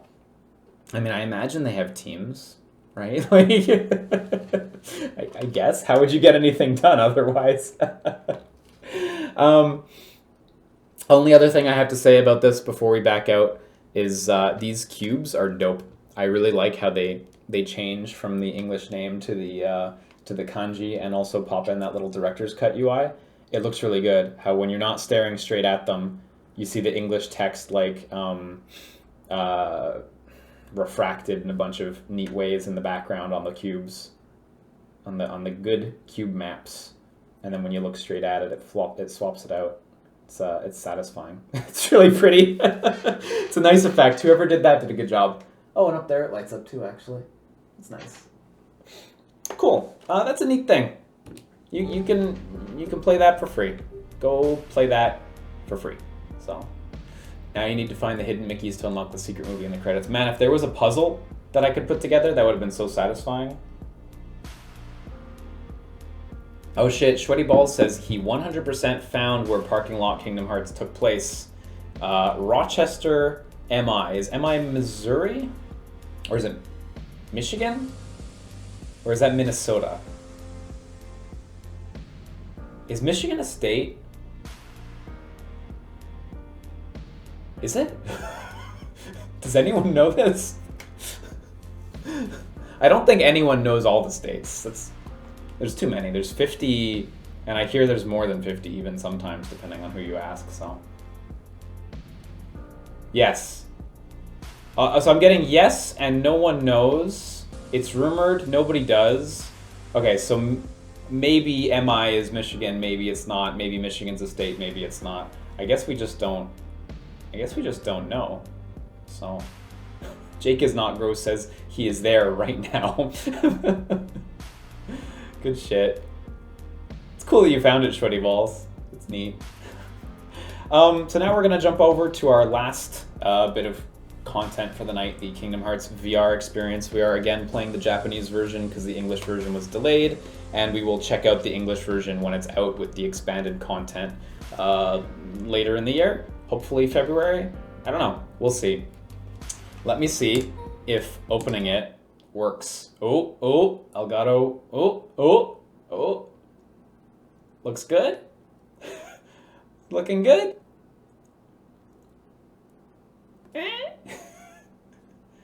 Does Michigan have a nobody? Yeah, it's Detroit. Detroit is the nobody of every other state.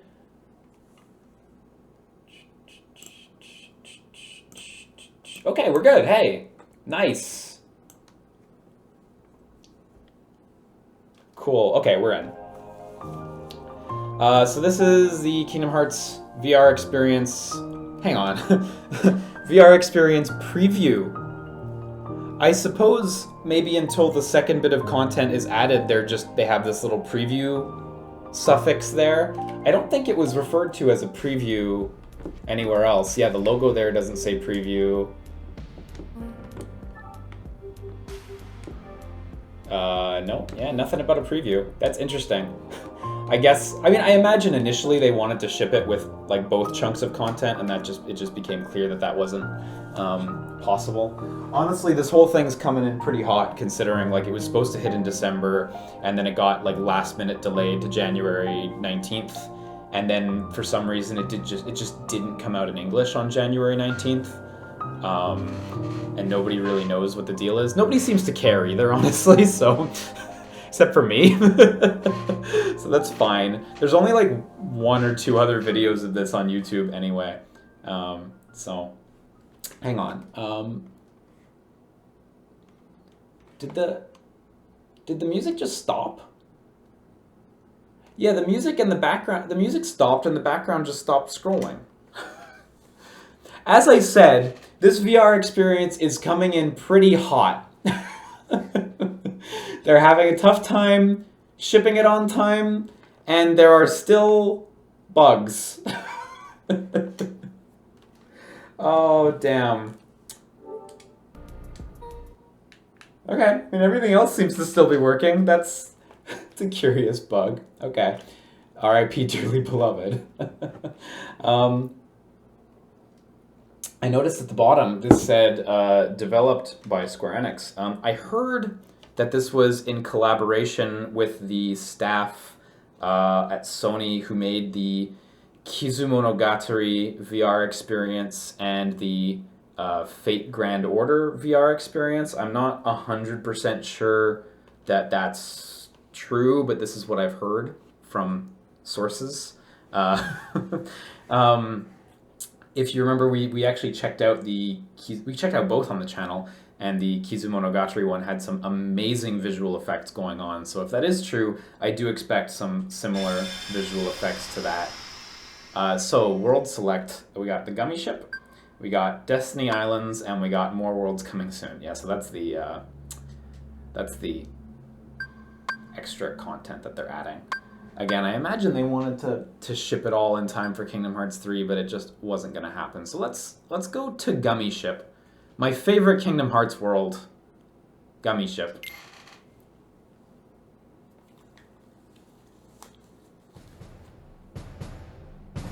Gummy Ship.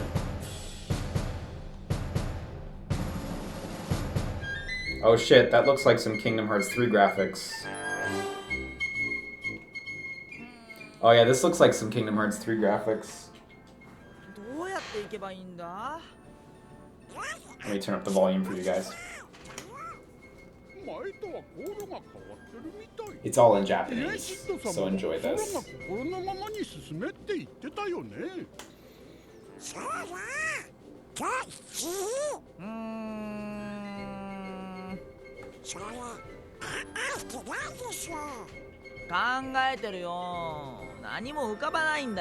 Sora's thinking, but he's a dumbass, so he can't think of anything. I cannot fucking understand you. I'm bad enough at Japanese as it is, and if you speak like Goofy, it's not gonna work out. Did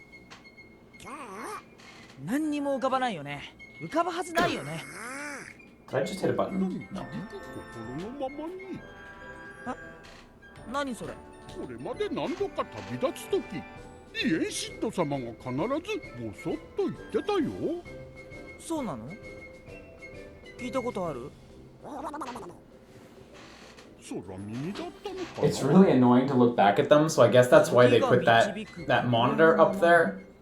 Honestly, the layout of the gummy ship is not designed in a good way for VR to be from Sora's perspective. Like, if you wanted to design this for VR, you put Sora in the back of the ship, and you put him facing Donald and Goofy. That's probably loud.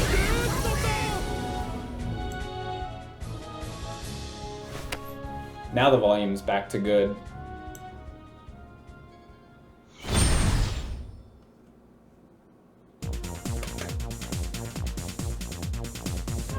Oh yeah, now this looks like the Kizumonogatari VR experience thing.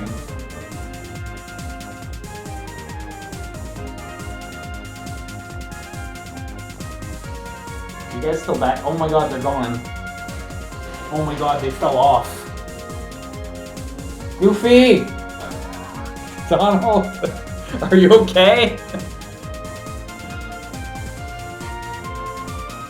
This would be a lot better if it wasn't playing gummy ship music, but I guess that's the area we're in, so whatever.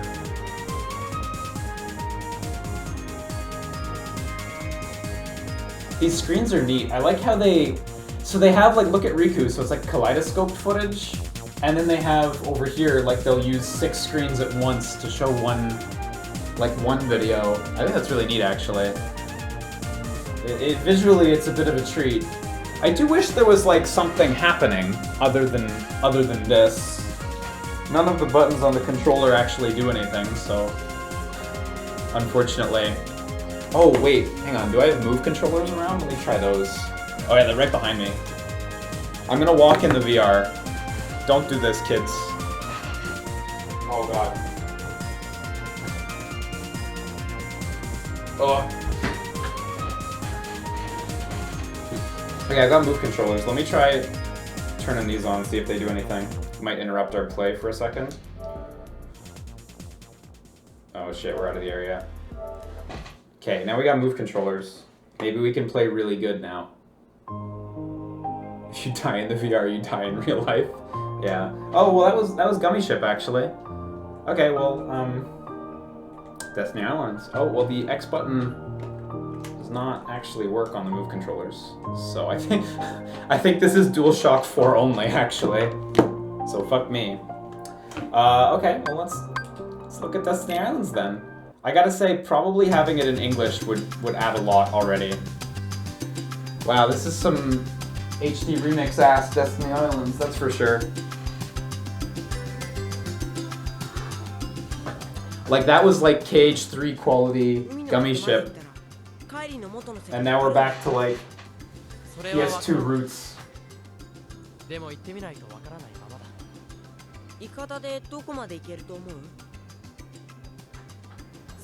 at my big shoes. Those are fucking huge in VR. ねえ、リコは別の世界に行ったら何するの？空みたいに見れば満足？実はそんなに考えてない。ただ俺たちがどうしてここにいるのか知りたい。他に世界があるのならどうして俺たちはここでなくちゃダメだったんだろう。 Riku just wants to go to other places, man. ここはそう大きな世界の小さなかけらみたいなものだ。 I wish you could see Xehanort back there. ここではない別のかけらでも構わないわけだよな。わかんねえ。 Or like Waka. そういうことだ。じっと座っていても何もわからない。自分で動かないと何も変わらない。同じ景色しか見えない。だから動く。リクっていろんなこと考えてるんだね。カイリーのおかげさ。 I want to look at カイリーがこ Sora's の島に来 toes. なかったら Oh no. 何も考えて They いな were かった too と。 smart. You can't go into the ありがとう。 characters. なんだか照れるな。 She's kind of embarrassed. Riku said thanks. Now she's kind of embarrassed.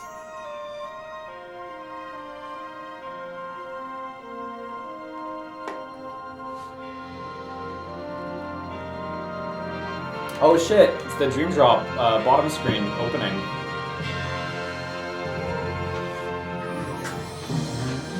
Whoa, that looks really good.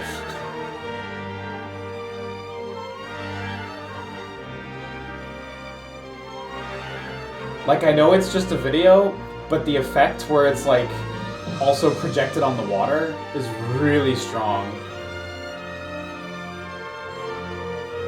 You guys seeing this?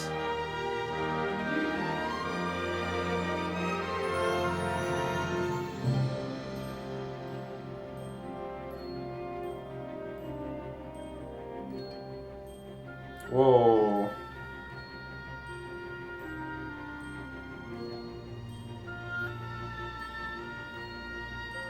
This is still very much a flat video, but the presentation's really cool. We got Sora foot UI going on.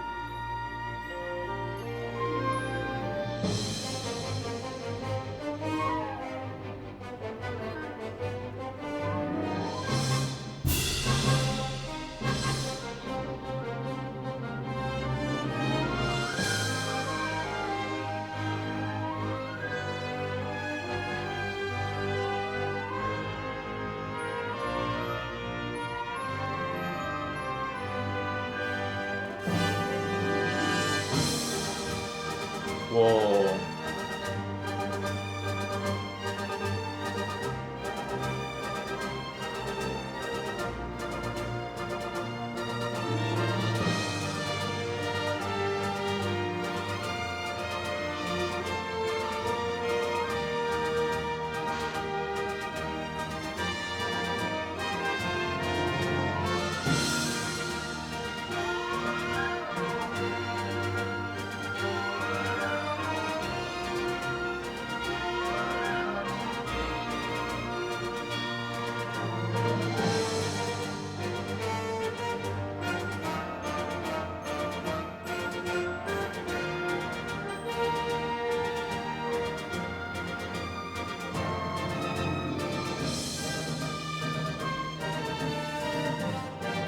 Aurora Borealis.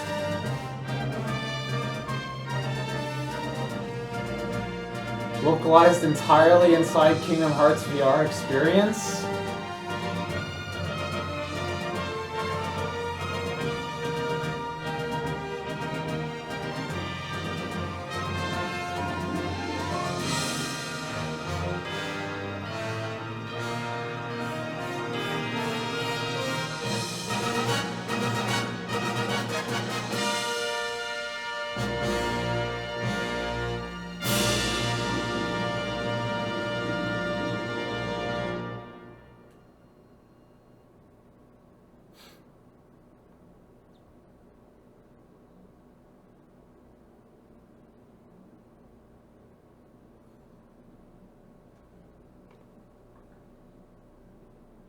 Oh!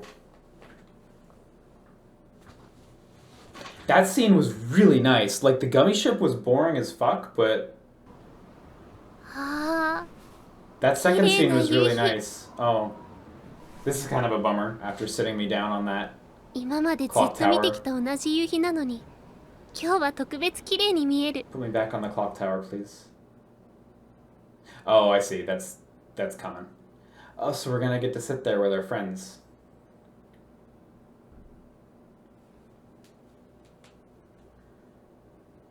That's interesting. It's kind of a different spread of content than I expected, just based on the couple we've seen. I kind of, by the way, I think that's it for today, until they patch it out of the preview version. So I think that's the whole thing, and it's a bit of a different spread of content than I expected. Oh, also, on the TV. Oh, hey, look. When you get out of the headset, it pops up the Buy Kingdom Hearts 3 thing. It actually detects it. If you're not familiar, the PSVR has a little like camera sensor on it. See? Kind of like a smartphone has. So it like dims the screen when your face is on it. So as soon as you take yourself out of the headset, you can buy product. Anyway, the spread of content's a little different from what I expected. I kind of thought it was going to be like, they described it as like revisiting older Kingdom Hearts games, revisiting memories. I kind of thought it was going to be like, okay, we're going to have the Kingdom Hearts 1 scene, we're going to have the Kingdom Hearts 2 scene, we're going to skip Chain of Memories, we're going to have the Birth by Sleep scene and the Dream Drop scene. You know, I kind of thought like all the big games would be covered like that. But after seeing the gummy ship scene, it was like, okay, well this is nothing and nowhere. The gummy ship scene kind of just sucked.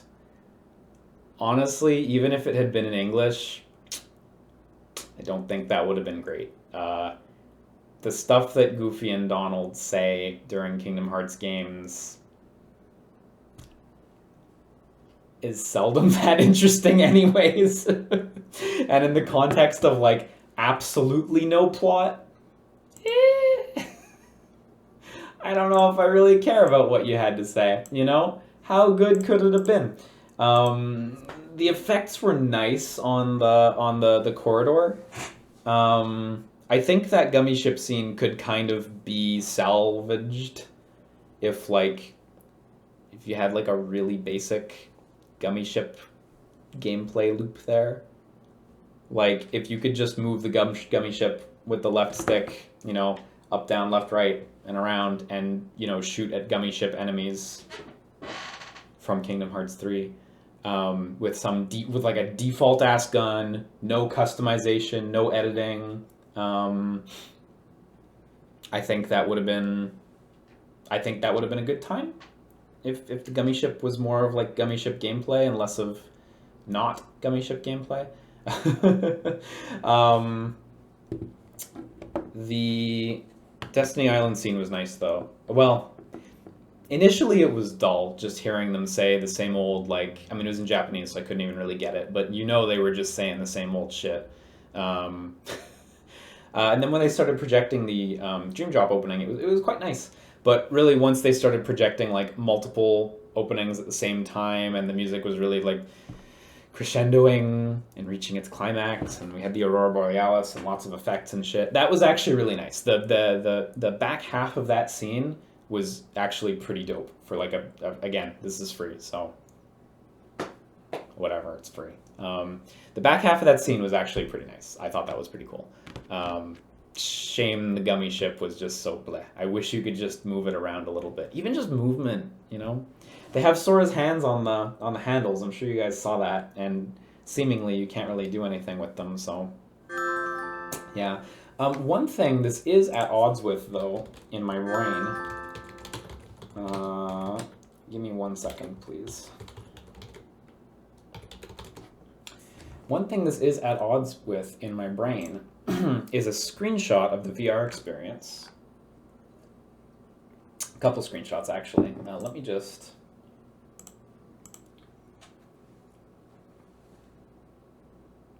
screen capture. Yeah, that looks great. That looks phenomenal. There were some screenshots posted on like the PlayStation blog for the VR experience. Here we're clearly at Land of Departure, I believe. Looks like it. We've got some 0.2 opening video going on. Here we're in the castle, and we got some Keyblade gameplay. The Keyblade gameplay is going to be awful, but I'm excited for it. Here as well, we're on Stained Glass Land. This one actually got in. Of all the screenshots, this is the only one that's actually covered so far. I wonder how much they're adding. I'm inclined to think probably not a whole lot, but...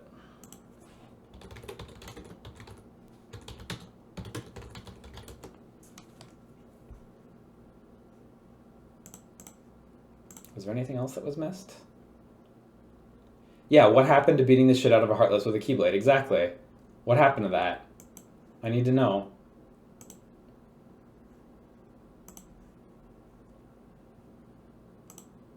If you write anything I don't on your need computer, Grammarly. I don't you fucking need to need get Grammarly. I Oh my write God. pretty much all day.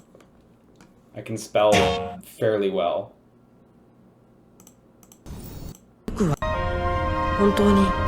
Yeah, so that was explicitly teased this scene. Although, now that I look at it, this is just like footage captured from the HD like movie compilation. This is clearly not in VR. Yeah, where are the actual VR scenes? I remember when this was first announced and some people were like, what? You'll be able to play the whole, like all the games in VR? And it's like, oh, whoa, I wish. So there's this, which looks like it's going to be sort of a similar thing to the Destiny Thrones one. There's this. Oh, it's not going to be good. It's not going to be good, boy. I'll do that. This here too, these awful looking fire pillars that do not have enough frames of animation. It's like an X shader on them. It's not that. Maybe that's a video actually. Maybe that's why it looks like that. Is that yeah, this is in Land of Departure, because there's the three thrones over there. So, oh, is the volume that loud? God, I'm sorry, guys. Oh, sorry about that. That was my fault. The audience is now deaf. Perfect. Right in time for Kingdom Hearts 3. I'm sorry. This is there. So maybe these are just videos playing? Some like Axel video or some shit? I don't know. Maybe you're doing your Mark of Mastery exam. I shouldn't think about it. There's nothing to think about. So, okay, yeah. I think this is what gave me that impression. So there's Kingdom Hearts, which I guess we just did. And then Chain of Memories, which... I don't know if there's a Chain of Memories scene. You tell me. 2, which would probably be the Disney Castle scene. 358, which is, of course, Clock Tower. Fucking Recoded. Birth by Sleep, which would be the Land of Departure. And Dream Drop, which would be, I don't fucking know. The back cover. Fuck off. You're not covering that.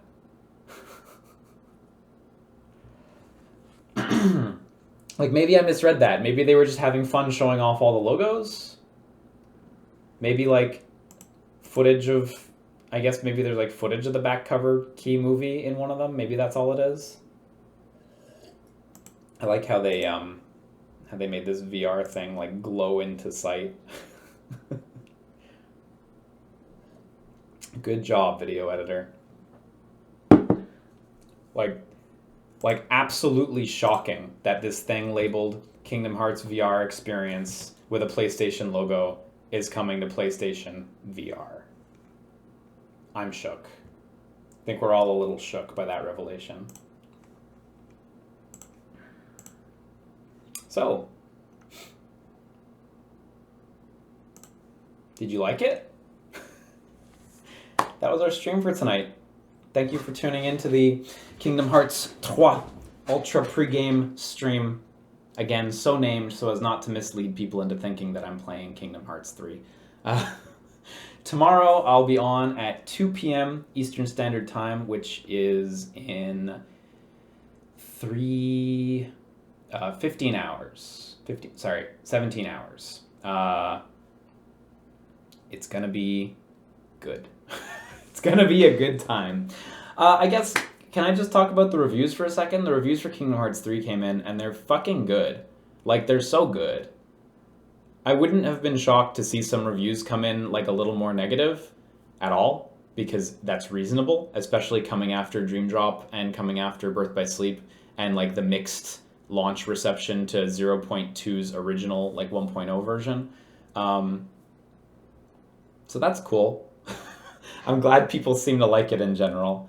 Can you imagine if it was all bad reviews? Man, if the reviews had come out and it was like 6s were like the height, that would have been so depressing. Like, so I'm glad it scored well. I'm glad. Just 3 more hours. You can do it. Only 3 more hours. You'll survive. I'm going to be waiting to play until 2 p.m. tomorrow. I don't want to wait until 2 p.m., but I will, because I need to get my disc that I pre-ordered in 2016 on Amazon during an E3 sale for $49.99. They charged me $57 for my copy of Kingdom Hearts 3. I'm so glad that worked out. I saved, how much? I saved $35, down from $92, so I did good. I'm pleased with that.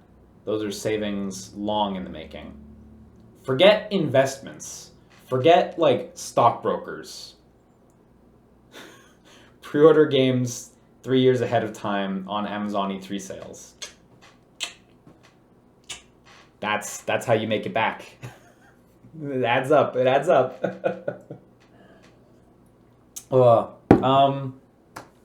Anyhow, yeah, again, thank you guys for tuning in to our little pre-game event. Again, I hope you guys had fun. It was really enjoyable to plan this out earlier today.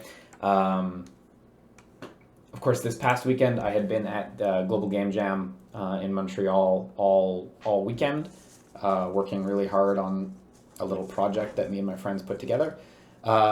So I didn't really have time to think about streams at all, like literally zero. So today I was like, okay, what do I do to make this Kingdom Hearts VR stream better? And this was the result. So again, I hope you guys enjoyed that. I'm glad some of you guys did. Dodge and Dust says, this was a lot of fun, except Parking Lot KH. Nah, Parking Lot KH is super strong, so yeah. Apocalyptic Express says he's saving so much money with his Metroid Prime 4 pre-order. Me too. Good shit, you're earning, you're earning. Also, shoutouts to Apocalyptic Express, who also coincidentally happened to be at the same game jam. I don't think he did that on purpose, but he was there. And we hung out a bit, and he was really nice. So, shoutouts to you. Make sure you don't die before tomorrow. I know, how depressing.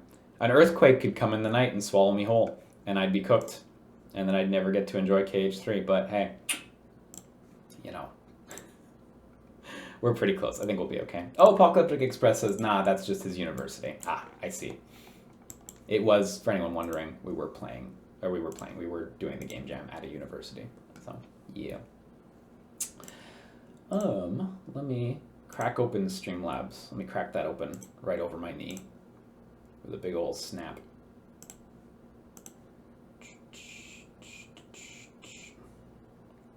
Yeah, you know what? We can talk about this for a second. Libra Zero says, props to Nintendo for admitting that they messed up Metroid Prime 4 so hard that they had to revert back to the original studio. Fucking wild, isn't it? What wild news. Anyone who missed that, on Friday, I believe Nintendo put out a video right in the morning. That was their president giving a very light explanation for what's going on with Metroid Prime 4 and what's going to happen with it, and genuinely just apologizing to the public about it, which I think is more than he had to do, but it was very nice of them. Basically saying, like, yeah, Metroid Prime 4 was not, I'm going to have to paraphrase, but was not going as well in development as they would have liked, and so they've opted to basically scrap what was going on at that studio and instead shift it to Retro Games in the West, who we have heard since had done a pitch for Metroid Prime 4 to try to salvage this. So it wasn't just dumped on their plates, like Retro was actually interested in taking this. I gotta say, yeah, kudos to them for doing that and for being willing to invest the money to go at it again. I mean, I imagine a lot of the art is still gonna be good to use, you know, like Retro's not starting at zero on this one, even if they're gonna change the story entirely. Like, I'm sure there's some good work that was done there. One of the rumors, I think is his name Imran Khan? Is that his name? No, that's the Prime Minister of Pakistan.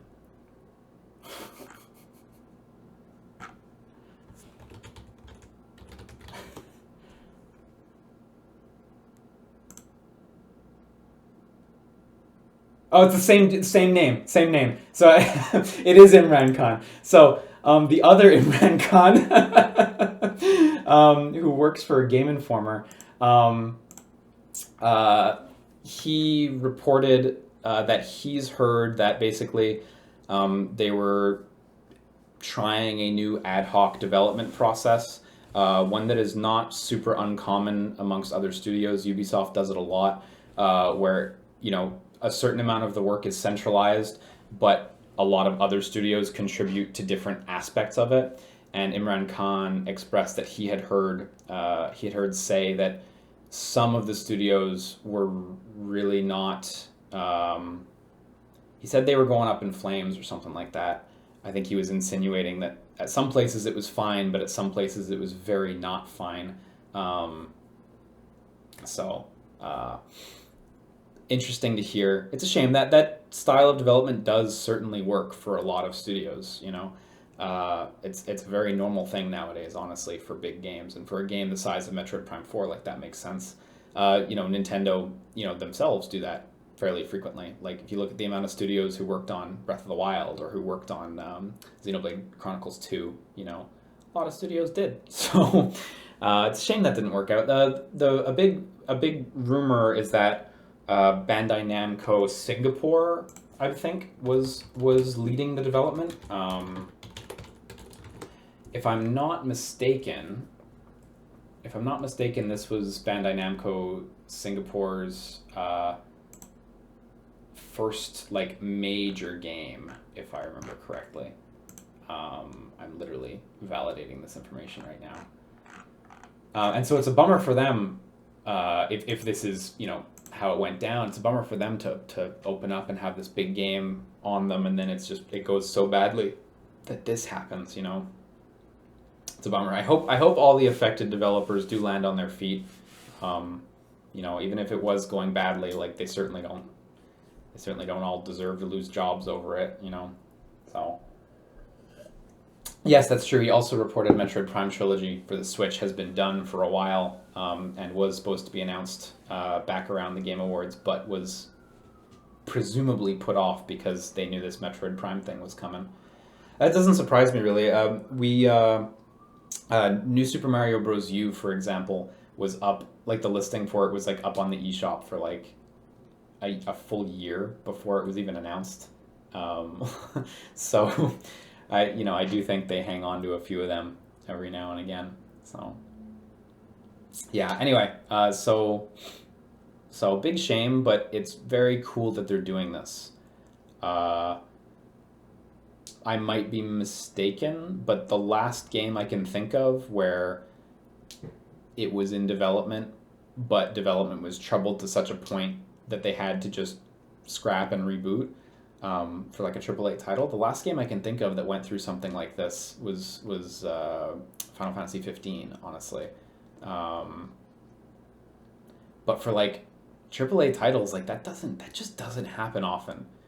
Usually, like, what would happen is, like, we're just gonna delay the game by, like, a full year or something, and we're gonna bring a lot of staff, and we're gonna do the best that we can to make what we have good, because it's just so expensive to make a AAA game. You can't afford to just, like, gut it entirely. That's an absurd amount of money. It really genuinely is.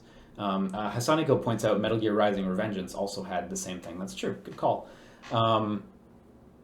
It's a huge amount of money to just gut something that's so deep in development. You know, even if it wasn't ready to ship, which it obviously wasn't, or else we would have seen something. You know, they've been working on it for a fair while at this point, so that's a lot to just toss. Even if, like, some of the art or the music or what have you is still good and usable, like, boy, that's a lot. So I think it's really cool whenever any studio can do that. I don't think that's something every studio can afford to do. It's not realistic to expect that either, unfortunately. As much as we all want every game to come out, you know, a 9.0 or higher, and you know, every studio should have game quality as their absolute number one focus.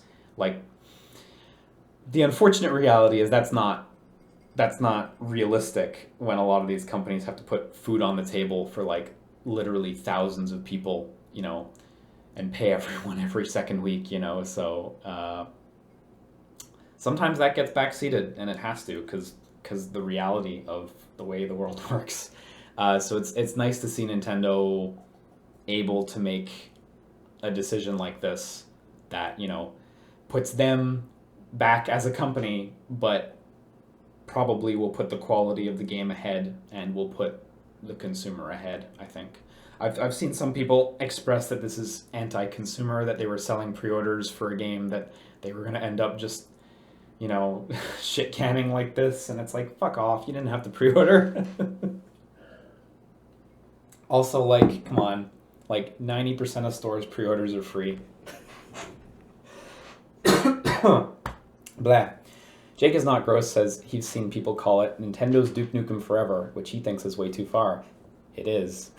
It is way too far. That is way too far.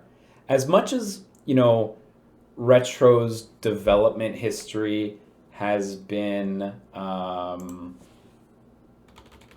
mysterious in that, like, we literally don't know what they've really been working on. You know, their last release, Donkey Kong Country Tropical Freeze, I'm checking the year right now, was that 2014? That was 2014, yeah. Their last release was, like, wildly high quality. It was still really good, better than the previous one, or so I've heard. So I have a lot of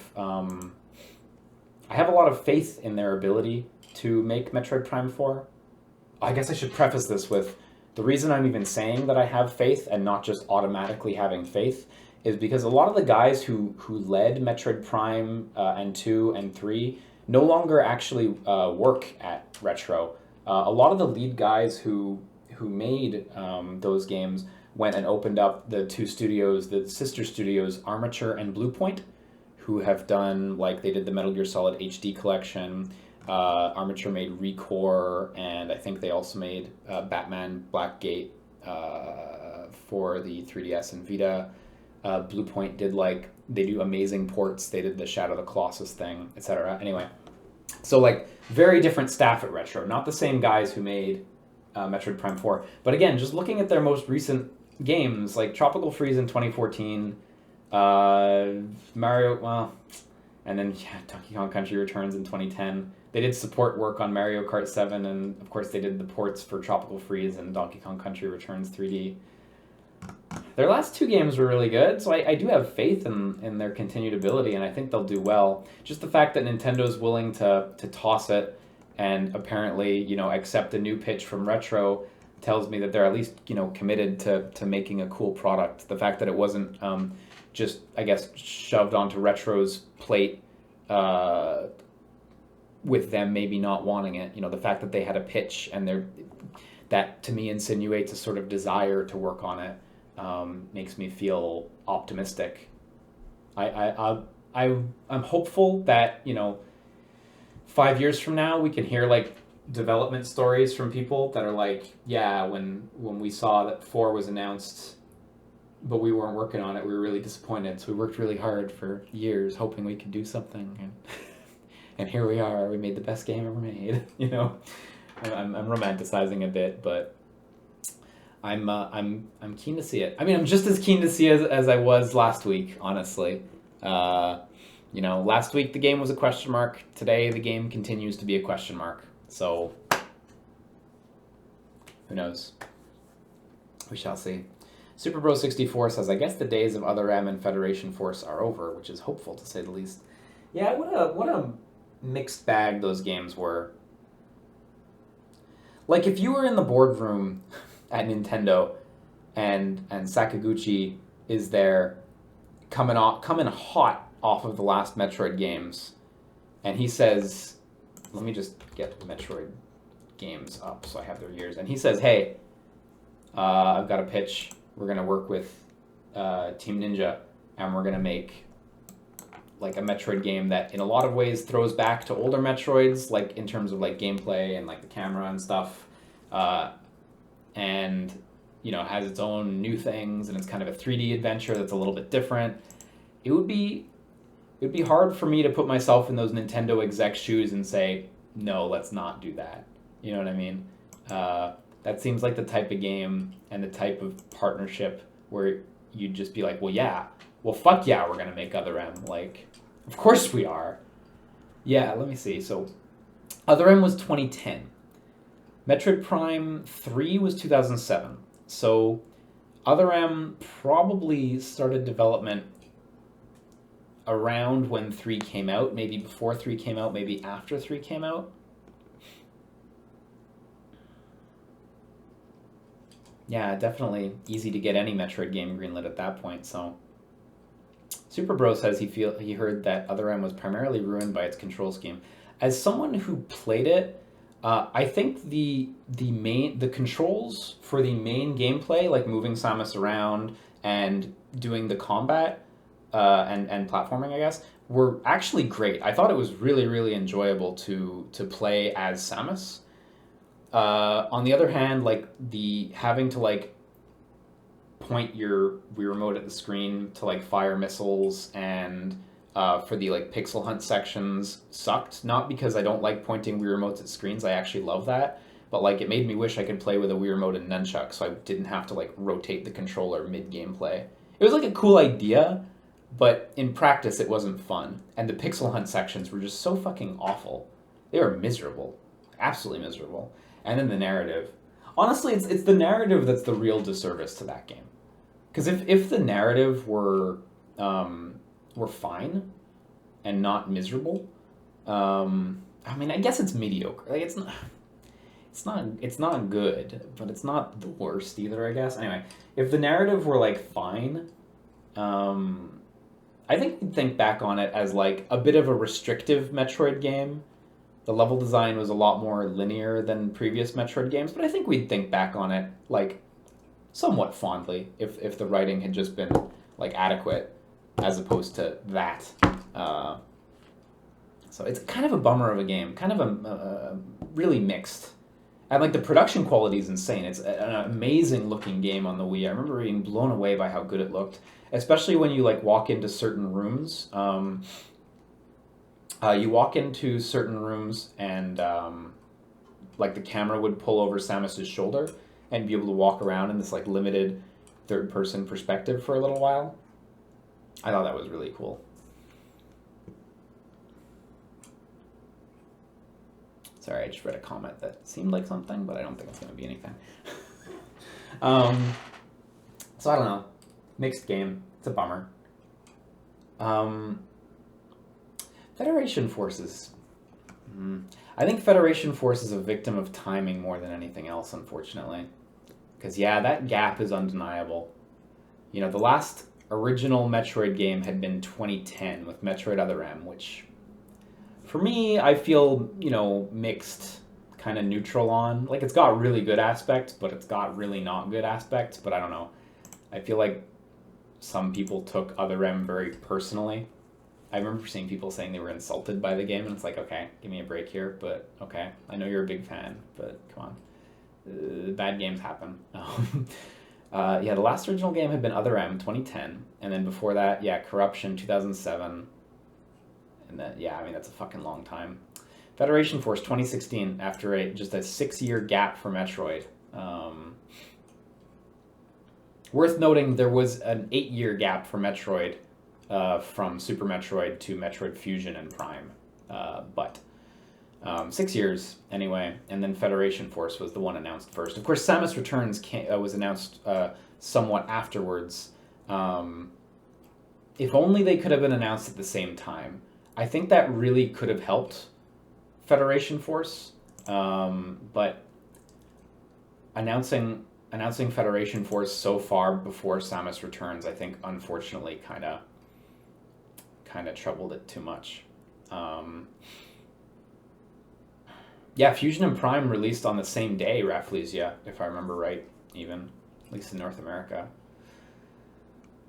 Zolty says, any plans to record the last Nier stuff with Wooly yet? Yeah, as soon as he's grinded up, and as soon as he contacts me, we'll do it, for sure. I'm just waiting for him to grind up. But anyway, yeah, Federation Force. I finished Federation Force, and I played it single player. Like on my my playthrough, I played single player, and it was fun. Some of the missions were still really strong in single player. Some of the missions definitely felt like they needed, and they didn't need, but they were clearly designed for other players to be there. Like there's one mission somewhat early in the game, like the first third, where you protect this moving like Overwatch style objective thing. You protect it as it moves through a big environment. Like that mission, I was like, wow, I really wish I had other people to help me protect this thing and not just this AI, you know? But other missions where you're like exploring new areas and caves, those were really fun. Those were really satisfying. It was like a very arcadey take on Metroid Prime. That is to say, the levels were like, I think 15, they kind of capped out at like 15 minutes. You're kind of like in and out. But all the levels where you were exploring were actually pretty fun.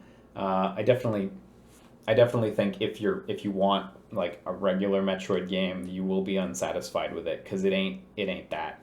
You're not Samus. You're Federation soldiers, and I think that's cool. Actually, I remember when Metroid Prime 2 Echoes came out, people were like, "Yo, there should be a game where you play as the Federation," and I guess that was taken to heart. I remember also people saying that they didn't like the art style, the chibi art style, which, you know, that's fair. If you don't like the art, that's fair. That's so subjective, I feel, yeah. It's not what Metroid looks like, that's for sure. I agree with that. Superbro asks, is Federation Force as crippled as the three-person Zelda 3DS game without multiplayer, though? No, it's not. No, not at all. Not at all.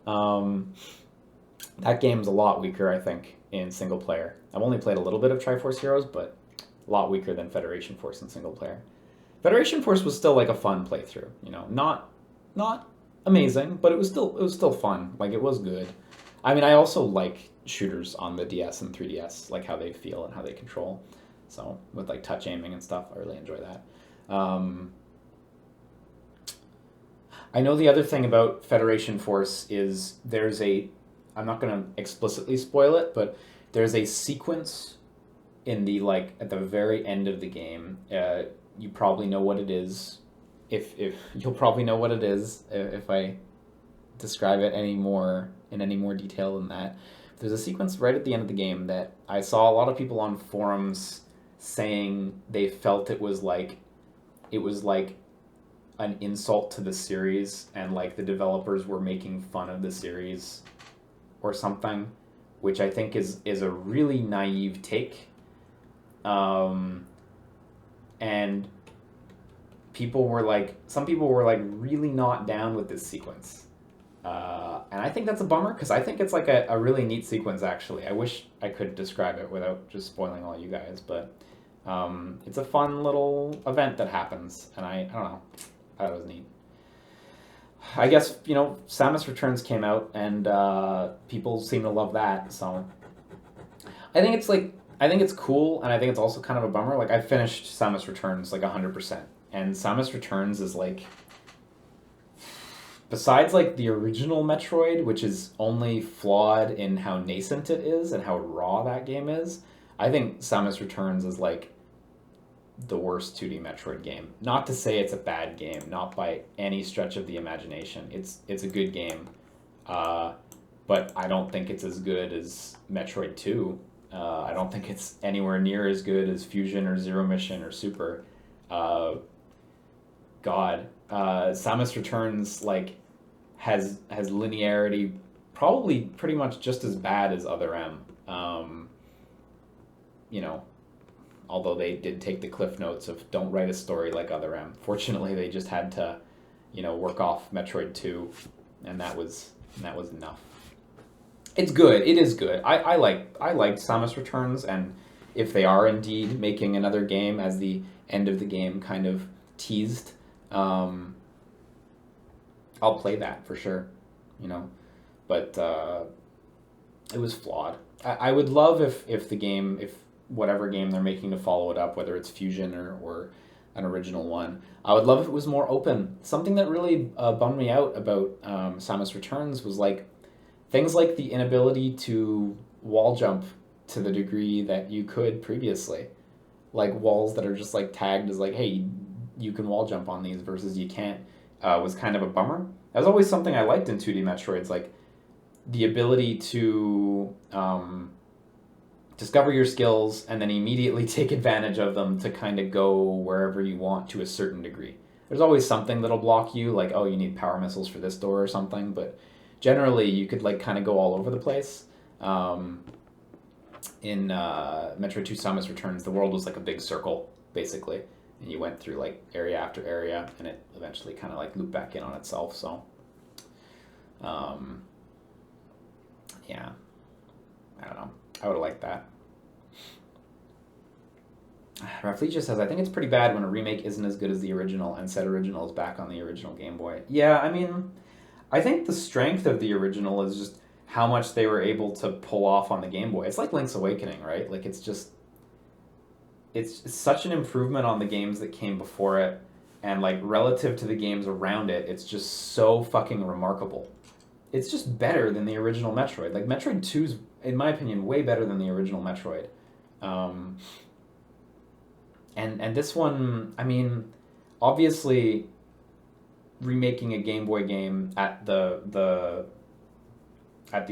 graphical and gameplay standards expected circa 2018 on 3DS. Was it 2018? No, 2017. 2017 on 3DS is like a much tougher and a much more elaborate undertaking. So, you know, they do get limited a little bit by it. But ultimately, some of their decisions, I think, were a little bit negative. I wish they would have like made the environments like bigger and more interesting in terms of how you navigate them, because it's all pretty straightforward. Enemy variety wasn't great. The melee counter that you have, I think, is really satisfying. Samus has like a little like melee attack in Samus Returns, and it lets you like pop enemies into the air to shoot them. I think it's actually a really enjoyable little ability. I don't know if I necessarily want that in like another theoretical like 2D Metroid in the vein of like Fusion or Super, but like if Mercury Steam makes another game, I hope the melee counter comes back, because that was fun. But the 3D aiming, 360 degree aiming was kind of a mixed feature. It's nice to be able to hold a shoulder button and just aim in whatever direction you want, pointing the stick. There were instances where it was really helpful to be able to stop and just shoot at odd spots, as opposed to Samus's normal like firing up to the side or 45 degrees. So you have a great amount of freedom with how you aim your shots. I think that's really cool. But the fact that it roots you to the ground when you have to do it is not the best. You know, you could achieve it by using two sticks and have the second stick like be your aiming stick, but then you'd have you wouldn't have a game that feels like Metroid at that point. So I don't know how to reconcile that feature and like have the 360 degree aiming and still have it feel like Metroid and not root you to the ground. So I don't know. I don't really know. I'm mixed on that game, because it's fun, but it's like crazy linear and it's like not all that interesting, I find. So it's just really straightforward. It feels like really safe. I wish it did more to change the original, because the original, I don't know, is the original Metroid 2 safe? Like, let's make a sequel to Metroid on the Game Boy. Is that a safe decision? Maybe that was a safe decision at the time, but this feels like a really safe reimagining of it. I wish they would have went further with it. So, you know. I also think, like, narratively, like, don't be afraid to make Samus speak. You know, like, great Metroid games have Samus express herself vocally. It has happened before. And, like, I think it's a bit of a regression to just jump all the way to like, no more speaking. I think Other M kind of hits so hard in the wrong direction for some people that like maybe there's a bit of an overcompensation there. So I don't know. But Samus is a Link-style non-character most of the time. Yeah, but I mean, you know, she's also, like, a person. She spoke in Fusion. She spoke a bunch in Fusion. And that happened. It was fine. I don't know. I don't think there's anything wrong with it. With her speaking, you know. It doesn't really bother me that much either way. I think I'm misdiagnosing one of my complaints, or one of my current, like, sentiments about Metroid by saying that I wish there was more speech.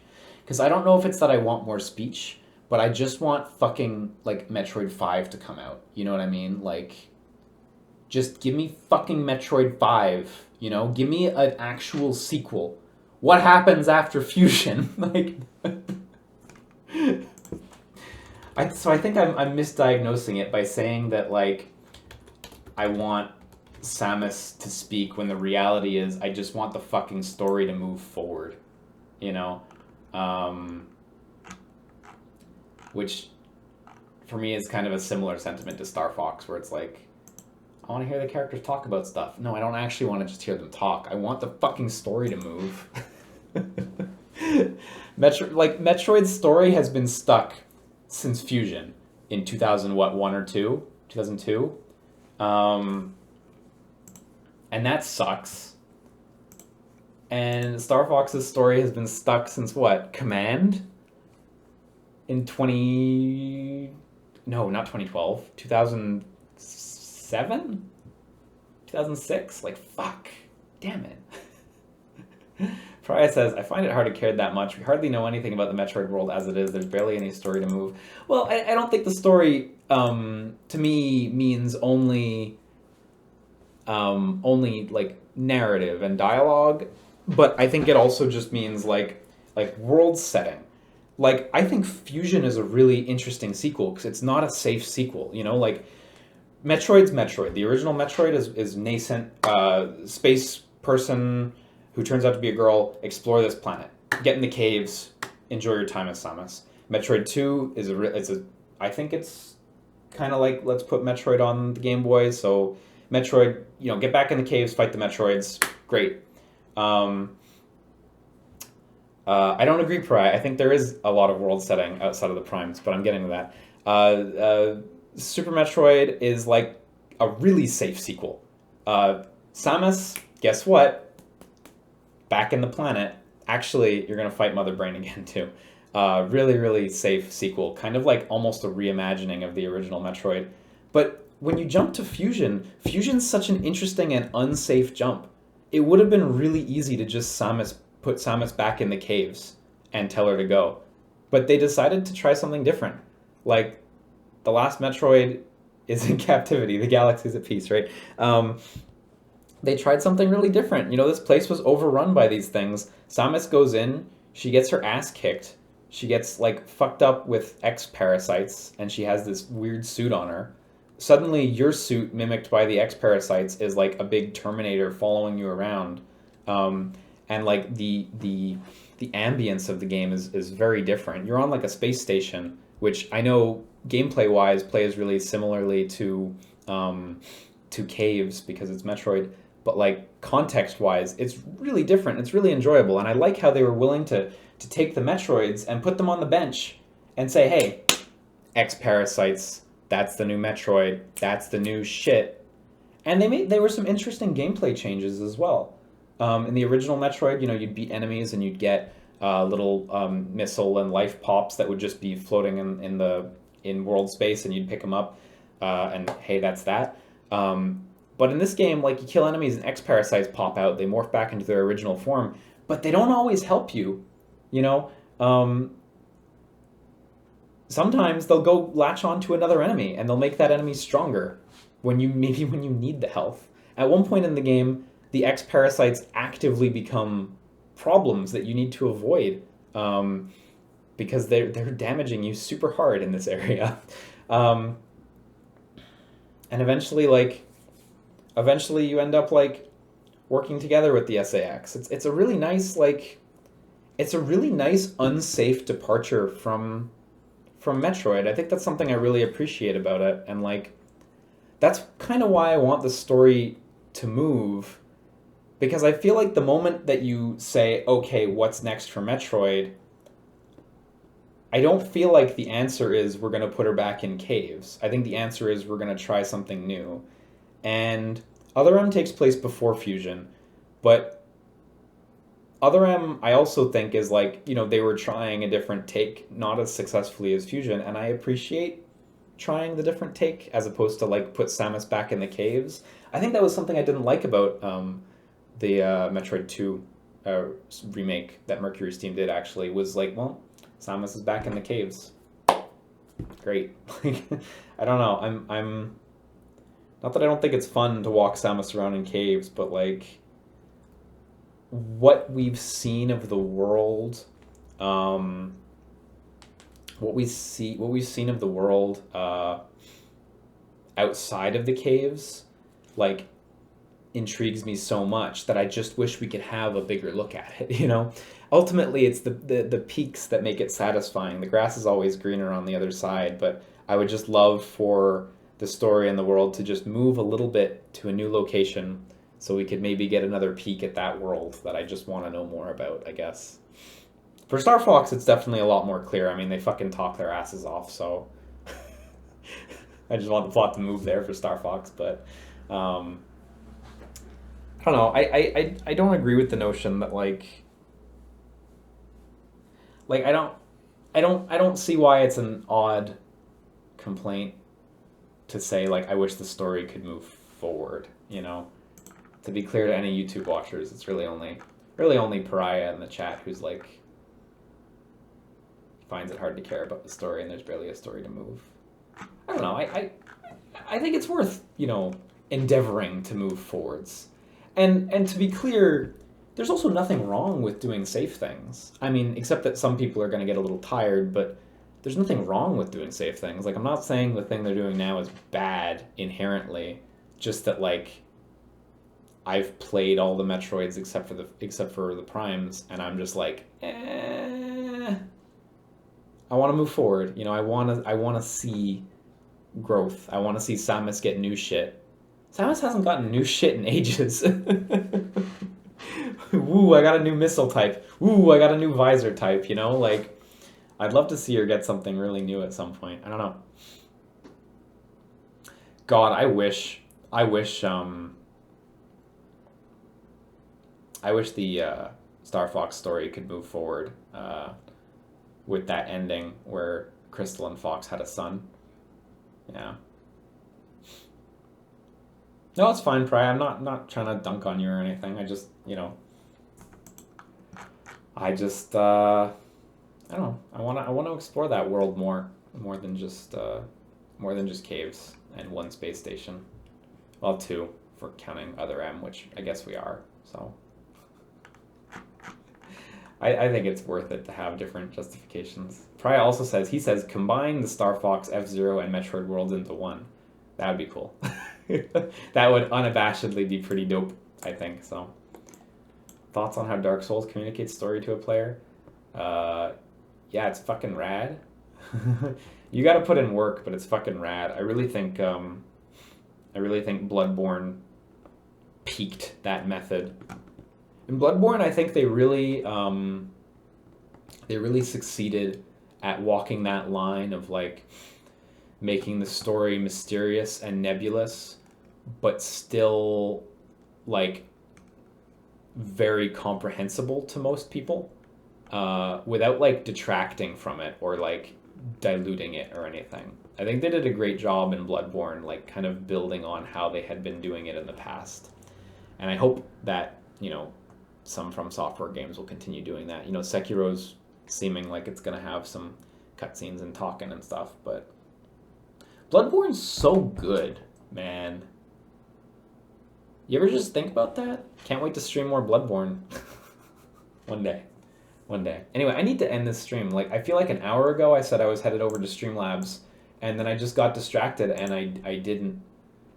Oh my god, yeah, it's been like an hour. So, again, thank you guys for tuning in. I hope you enjoyed the stream. Ended up turning into a mini podcast here. Shoutouts tonight to Black Lotus 13, a Twitchical, Yeti on a Yacht, pardon me, Melancholic Masochist, Pharaon McSalty, Arc V01, Tran Maestro, Hiho Frosty, Craftium, Jacoby34, Super Bro 64, Stuff Am I Right? Yeah, and Takahata 101 definitely subscribed during this stream, didn't he? We all saw that, right? For some reason, he's not on the list. Sometimes Streamlabs doesn't, like, grab everything properly, but that's odd. Anyway, whatever. Shoutouts to Takahata 101. Shoutouts also to Ninazak for their donation. They say, long-time fan, first-time donator. I have to ask, man, was Liam Dip a real thing? What was in it? Anyway, thanks for all the laughs, and you always know how to make a day easier. Keep shining, my rising superstar. So thank you for the donation. Yes, it was a real thing. It was my girlfriend's family recipe for spinach dip. And when Matt first had it, I think I didn't tell him it was spinach dip because Matt's a little picky with some vegetables. And I thought he might be like, oh, spinach. No, I'm not eating that. He's not, well, he used to be. Not so much anymore. Leanna's really, like, broadened his palate gastronomically, which is nice. But anyway, so, like, I didn't tell him it was spinach. And he had it, and he was like, this is good. And at some point, I guess it was him or Wooly, or I don't, or maybe Pat said it on a video or a podcast or something, said Liam Dip. I don't know who it was. One of them said Liam Dip at some point. And that just kind of became a thing, that it was Liam Dip, and it was really good. And it is really good. It's a fucking kick-ass recipe. But it's just a spinach dip. Yeah, it's not too crazy or anything. It's got spinach in it. It's got water chestnuts. It's got a shitload of Swiss cheese. It's got a packet of leek soup. That was added by her mom, not her grandma. I can't remember the rest off the top of my head, but there's like a lot of stuff in there. Very tasty, honestly. I really dug that. I really dug that dip. I should make it again. I honestly haven't made it in like over a year, I think. So, my girlfriend is not actually angry at me, but constantly angry at me that people call it Liam Dip when it is her family recipe, which we both think is hilarious. But shoutouts also to SuperBro64 for their donation. They say, in light of Vidal being announced for Fighters, that Spopovich fight just ages worse than milk with every year that passes, doesn't it? What the fuck is a Spopovich? Thank you for your donation, Superbro. I'm trying to Google Spopovich. Spopovich. Do I even know who this character? Oh my god, who is this character? Is this the guy who's saying "Welcome to the Grand Tour"? I have no idea. I'm sorry, Super Bro.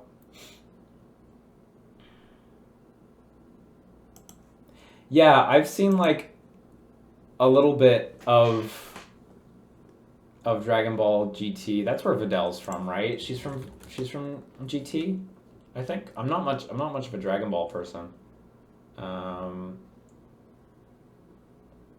Mother of Pan. Okay, yeah. Right, okay.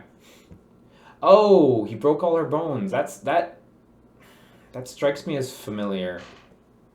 That's neat. Oh, don't even worry about it, dude. Like, seriously, don't worry. Don't apologize. It's okay.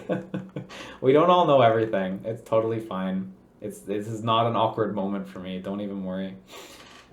Okay, so that was what happened. Spopovich beat her up. Well then, yeah. Remember that one NTR comic about Spopovich and Vidal? I don't. I don't. I guess you do. Yeah, so she's like a thing in Fighters, I guess, now. I don't really know much about Vidal other than like what she looks like. I guess she's strong. She was like the one female Saiyan or something at the time. Like now there's Caulifla and asparagus or some shit. But I don't know. I remember for a long time people were like, I wish there were more female Saiyans. I mean, people still are like that, and I still agree with it. Even as a kid, watching Dragon Ball Z, it's like, there's no girls who are Saiyans? That's weird. Like, during the Frieza saga. Also, that was back when I thought Frieza was a woman. A lot of people think that. A lot of people make that mistake. I made that mistake on stream, and people informed me that Frieza was not, in fact, a woman. And that came as a big surprise to me. It was like, that was like within the last year. It's kind of a bummer, because Frieza's like really cool, and I was like, wow, really? Like, as a kid, I was like, whoa, she's a girl too? That's crazy. And now, no, she's like a guy, so whatever. Spoilers, but Goku's mom is in the new movie? Oh my god. They already have like a grandma for Goku's voice. They'd have to have like a corpse of a Japanese lady for Goku's mom. So yeah. Thank you for your donation, Super Bro. Don't even worry about it. Shoutouts also to Zolti for his donation. He says, big unmonetizable KH content. Come on. 500 copyright claims. Universal Media Group, we need this. Shoutouts to Bread Assassin for their donation. They say, fun fact of the night, you can tell the sex of an ant by putting it into a pool of water. If it sinks, it's a girl ant, but if it floats, it's a boy ant. Thank you for your donation. That's wild. I never would have thought. I'm like halfway convinced you're trying to make me into some sadistic kid who just puts ants in water to like show people, like, look, these are all girl ants. None of them float. I wonder why I can't find a boy ant. Like, do you just really hate ants? And this is a big work to make us just eliminate as many as we can. I never knew that, though. It's kind of interesting. I'm gonna, like, mix them up now. But it's still good. Read that again? Did I read something wrong? Fun fact of the night, you can tell the sex of an ant by putting it into a pool of water. If it sinks, it's a girl ant, but if it floats, it's buoyant. It's buoyant! It's a pun! It's a high-level pun! So that's not actually the case? So I shouldn't put ants in water either way? Is that what you're telling me? I'm so used to Bread Assassin dropping fun facts that are like have a basis in reality. I get got. I absolutely got. Shout out tonight to Iron Aggro for their donation. They say, I can't believe it's almost here. Been waiting so many years for this game, and your streams have been a great refresher. Can't wait to watch through your streams of 3 when I finish the game myself. Thank you for your donation, Iron Aggro. I mentioned this on Twitter earlier, but I guess for any of you Twitch watchers and YouTube watchers, play Kingdom Hearts 3 yourself, man. If that's what you want to do, absolutely. I've had some people message me and ping me on Twitter saying, like, I'm sorry, I'm not going to watch your streams of Kingdom Hearts 3 because I want to play it on my own and stuff. And I highly encourage you to honestly not watch my stream and play it for yourself the first time. If that's the experience that you think will be better for you, I think you should do the experience that you think will be best for you. You know, you're only going to get to play Kingdom Hearts 3 for the first time once in your life. And whether you love it or you hate it, that's all you get. And, you know, if playing it on your own is a more enjoyable experience for you, I absolutely think you should do that. So yeah, enjoy it, man. I really hope you do enjoy it, honestly. Thank you for the donation as well. Very nice of you. Stuff Am I Right? Yeah, asks, when will you be streaming Kingdom Hearts 3? I'll be streaming it in 16 hours at 2 p.m. Eastern Standard Time. So it's coming. It's coming soon. Shoutouts to Rainbow Ashes. Wow, a lot of donations tonight. Thank you, guys. Shoutouts to Rainbow Ashes for their donation. They say, hey, Liam, I'm Rainbow Ashes on Twitch, Iridescent Monochrome on YouTube, and Illicit Ecstasy on Twitter. Oh my god, I recognize, like, I recognize all 3 of these names. It's always wild when I meet someone and they're like, I'm this person on Twitch. And I'm like, cool, now I can put a face to that. And then they're like, I'm this person on Twitter. And I'm like, now I'm gonna get confused. Now I'm all over the place. Cool though, I do recognize all of those usernames. I wish I could catch more streams, but working 2 jobs keeps me busy. It's not much, but here's a little something to show my appreciation. Keep it up. Heart emoji. Thank you so much, Rainbow Ashes. I really appreciate it. And it's very humble of you to say it's not much, because it is a sizable quantity, and I really do appreciate it. I'm sorry to hear you're working 2 jobs. That sucks. I mean, I hope that's something that can eventually smooth out. I mean, unless that's what you like, I guess. But don't worry about not catching streams. It's fine. That's why I put them all up on YouTube, so people can watch them after the fact, you know. So, yeah. That's something I see every now and then too. People express that they're sorry they missed a stream, and it's so fine. You know, I'm happy that you even want to have me in your life at all. You know, whether it's on YouTube, whether it's on Twitch, whether it's live or later, whether it's just on Twitter. You know, no need to apologize for that. You know, your life comes first in your life, and like, my videos will always be around, you know, whenever you feel like it. So, but thank you. It's very nice of you. That's the last one. We did it. Let me refresh the page. Just make sure. Still shout out to Takahata101 who we all saw subscribed. Can you unsubscribe? I don't think so. Did he call Twitch support and say, whoops, my hand slipped? I don't know. But thank you all for tuning into the stream. I really appreciate it. I hope you guys will all have a great experience with Kingdom Hearts 3 in the coming year, whether you get to play it tomorrow or later, whether you tune into the stream now or never. That's A-okay. It's a very special game that I think deserves a very special reception.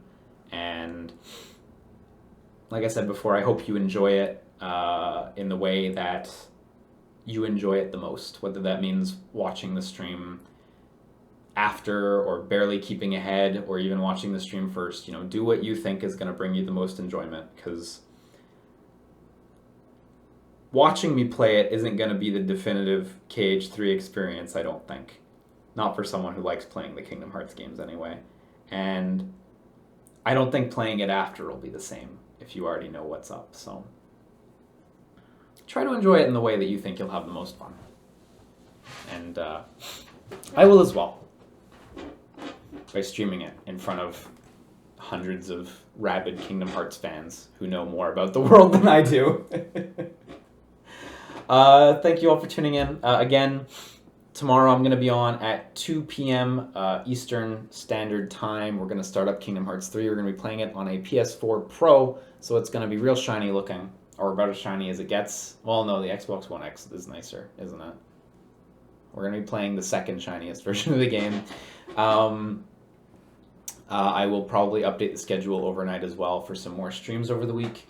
I can tell you right now, we're probably going to stream Kingdom Hearts 3 the very next day, which is Wednesday. I think on Thursday I have to go record something, so maybe Thursday evening. Not 100% sure, but I mean, if I'm really into it, which I'm sure I will be, that may end up happening. But expect the vast majority of imminent streams to be Kingdom Hearts 3.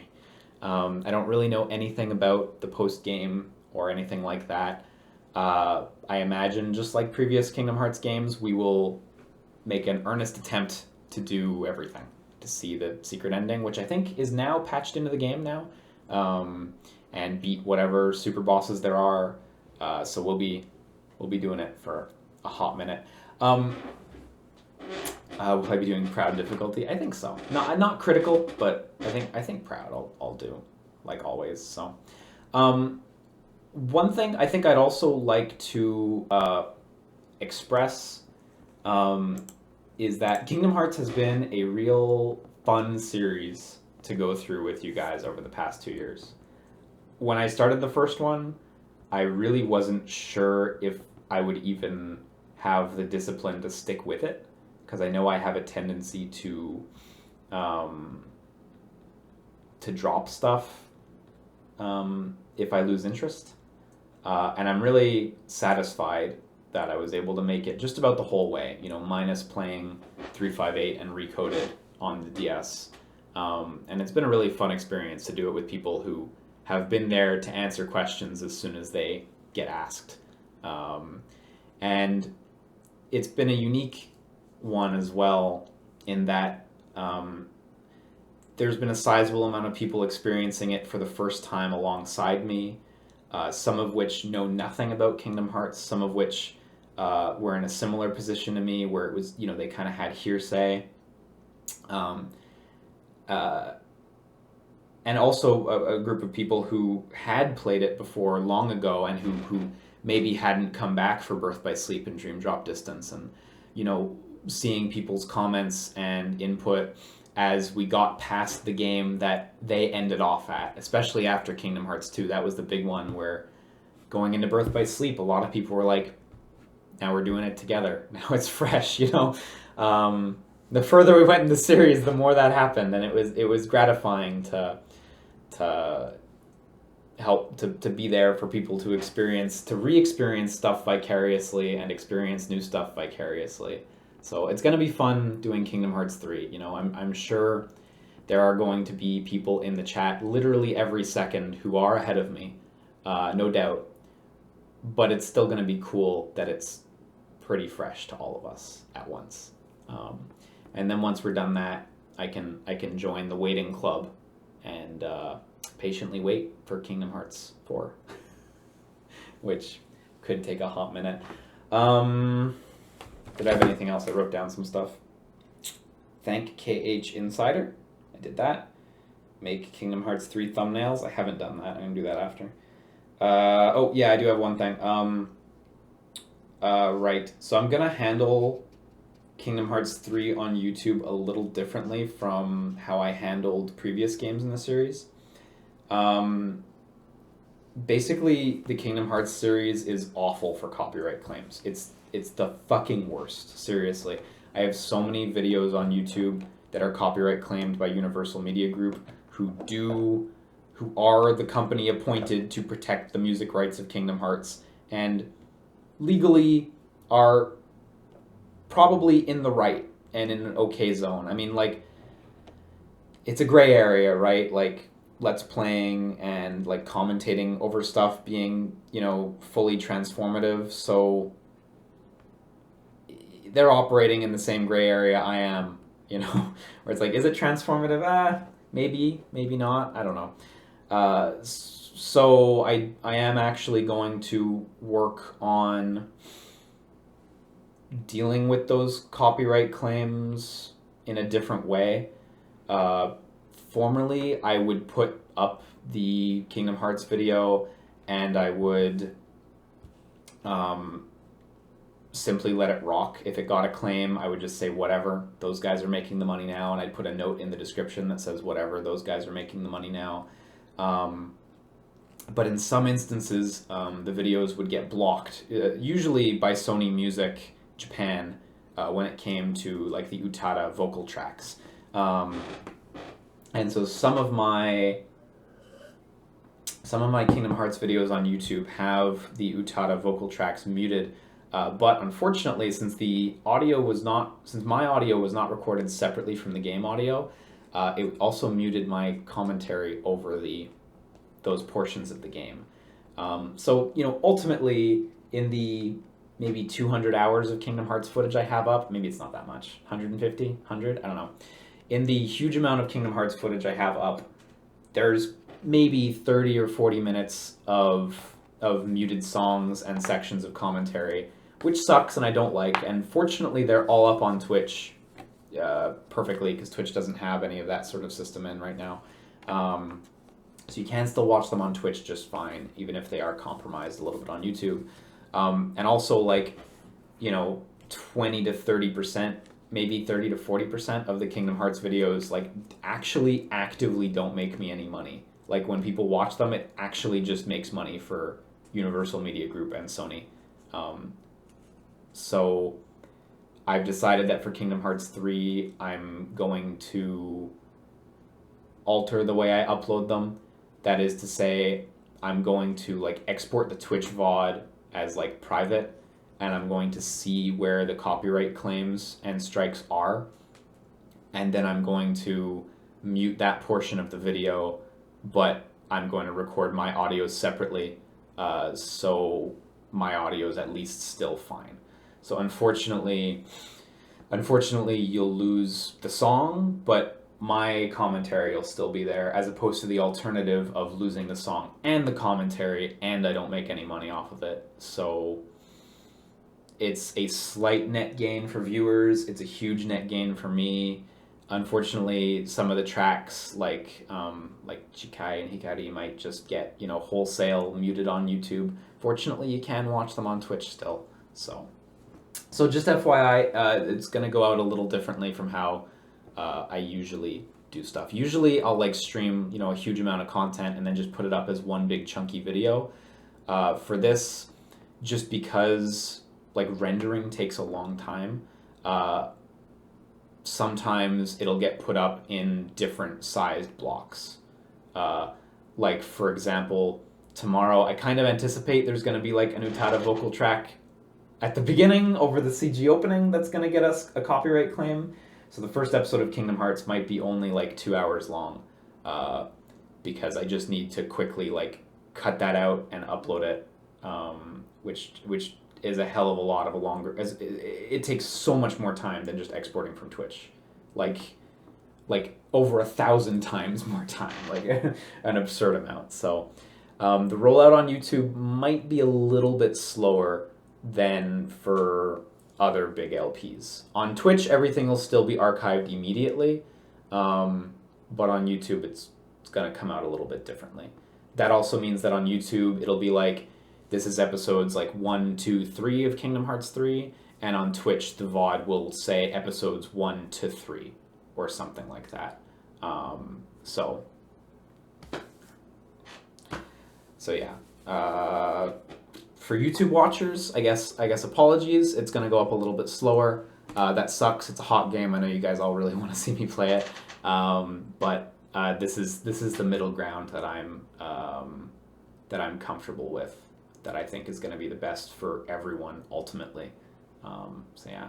Soulshine says he heard the Face My Fears opening movie is getting blocked worldwide on Kingdom Hearts 3 Part 1 videos. Awesome. That's yeah. That's why the first part's gonna be 2 hours long, because of the fucking opening movie. Like, I've done so many Kingdom Hearts videos in the last 2 years that I kind of know the panic spots now. So yeah. No, the stream won't be 2 hours long tomorrow. No, the stream will be longer than 2 hours, but I'm just gonna have to cut it. Also, I'm gonna give you guys a big warning right now. I'm gonna give you guys a big warning, because I got a really good offer for a sponsorship from a company that they make a product that I actually like. I don't use it presently, but I have once in the past. I actually shilled for this company on the Super Best Friend cast back in the day, and I felt really fine about it because it was a good product. So just FYI, at some point where I'm like, okay, I'm going to take a hot minute now to like refill my water and shit, and also at a good point that I think will be a good point to like split for like a different YouTube video, I'm gonna do a really hard shill for a product. So I mean, I can tell you what it is. It's Dollar Shave Club. So yeah, Pariah guessed it. Pariah fucking guessed it. He knows. So it was a really good offer that I looked at, and I was like, I shouldn't turn this down. So tomorrow we are gonna have a Dollar Shave Club ad, and it's such a good offer that I agreed to do two. So tomorrow is like the preliminary, and then they're gonna ship me a box, and I have to do an unboxing of it. But that ad will not be in the YouTube video. So it'll just be on. It'll be world exclusive on Twitch. So yeah. Honestly, like, if you don't know people who do YouTube stuff, you may not know this, or people who do marketing stuff either. But ad revenue money in like end of December, January, February, and like March is really bad everywhere. Like even on YouTube, like I'll look at a video that like I did in November that has a certain amount of views, and I'll look at a video that has the same amount of views and ad runs in January, and I will have made like 5 times more money on the November one. So I was like, you know what? It's January. I should do the responsible thing and like take an ad. Usually I would rather only do ads for like games I like and stuff. But when I saw this one and I was like, you know, this is a product I'm like not just like actively okay with, but I've done ads for them before and like I know they sell a good product. I'm like, yeah, you know what? This is fair. No, don't. Commando Joe says, so remember, everyone donate or Liam will be homeless. No, absolutely not. I think I do a very good job not begging for donations, because I don't ever want that to be the status quo. I don't ever want to have to Darkside Phil and go, guys, I need to hit a goal. I don't ever want to have a donation goal in the corner of my stream. I don't want to have one of those little cups with the bits that fill in. I don't want that. I don't want to incentivize people to donate for any reason other than their desire to do it. So, you know, so that's why I'm going to do an ad. So Acryli says, the fact that you put this much thought into it makes you better than a lot of other content creators. I mean, it's hard to want to be ethical and also make money. You know, I appreciate it though. Those are very kind words. It's hard. One Sonic the Hedgehog once said there is no ethical consumption under capitalism, and that's a long discussion unto itself. It's arguable that there is no ethical creation under YouTube. I have no real control over what ads you guys see or anything like that, but they're served up by Google to you. Same with Twitch, I guess. But I try to do my best. And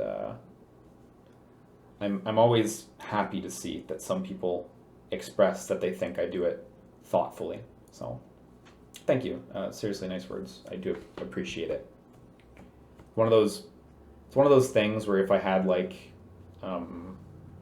if I wrote out like the 10 commandments of how I want to do my stream, that would be like one of the highest ones. And it means a lot to me that that I can actually get by running content in a way that I would like to watch it. You know, I don't really, I know some people do like this. I don't really like having a Twitch chat in my stream footage. I don't really like watching that. I don't really like having like overlays. Even though my head kind of takes up a little bit of the screen, I prefer that to having an overlay. I don't know why. Maybe that's a weird one, because if you have an overlay, you can get like a full 16:9. So maybe I'm just a weird one on that. But so for me, it's like just the head and the RSS logo over. Is it on that side? No, it's on that side. All the way over on that side. And I kind of like, I don't know. I appreciate that I'm able to get by doing it this way, because sometimes I like for the past, you know, I started doing this at like the beginning of 2016, 3 years, by the way. It's crazy, time flies. I started doing this at the beginning of 2016, and I wasn't sure I was gonna be able to do it all the way, like my way. And I'm glad that it's panned out that way. And I've definitely done like other assorted work on the side, like sometimes to make a bit of extra money, not like janitoring or anything like that, but like right now I'm doing QA on the Takeover, you know, which like, you know, helps. But I'm glad that like my main thing, I can just do it the way I want to do. So I don't know. At this point, this is like less of a Kingdom Hearts video and more of a let's talk about the stream video. So you're an assistant cereal taste tester. Yo, when I walked into Matt's place that day, legit surprised. I was not ready to record a video. It was the Friday of Global Game Jam. My mind was very much thinking about Global Game Jam and how strenuous that was going to be. And it was like, oh shit, I got to do a cereal video now. It worked out well, so. Yeah. Only another hour and a half? Okay, that's my cutoff then. I can't go further than that. Yeah, you were here day one, 123 man. Absolutely. I remember you've been here for a long time. Some of you guys have. If you don't mind me asking, okay, one last question. If you don't mind me asking, how do the super long uploads do on YouTube? Normally long videos don't do too well. Okay, yeah, good, great question actually. So usually on YouTube, like the analytics tell us that 10 to 15 minute videos monetize best. This is just common sense stuff. Like people generally just don't want to sit down for 4 hours to watch a video. Like if they're going to see a movie, they're going to see a movie. But generally speaking on YouTube, people are watching like 10, 15 minutes at a time. So generally those videos do the best because people watch them, they finish them. Videos will usually suggest another video, maybe even in the video they'll suggest another video or a channel, and they'll get you to click over. And that process, like the ability to push people to other videos, pushes your videos higher in YouTube's like algorithms. The inability to do that, conversely, it doesn't explicitly push you down, but it doesn't push you up, that's for sure.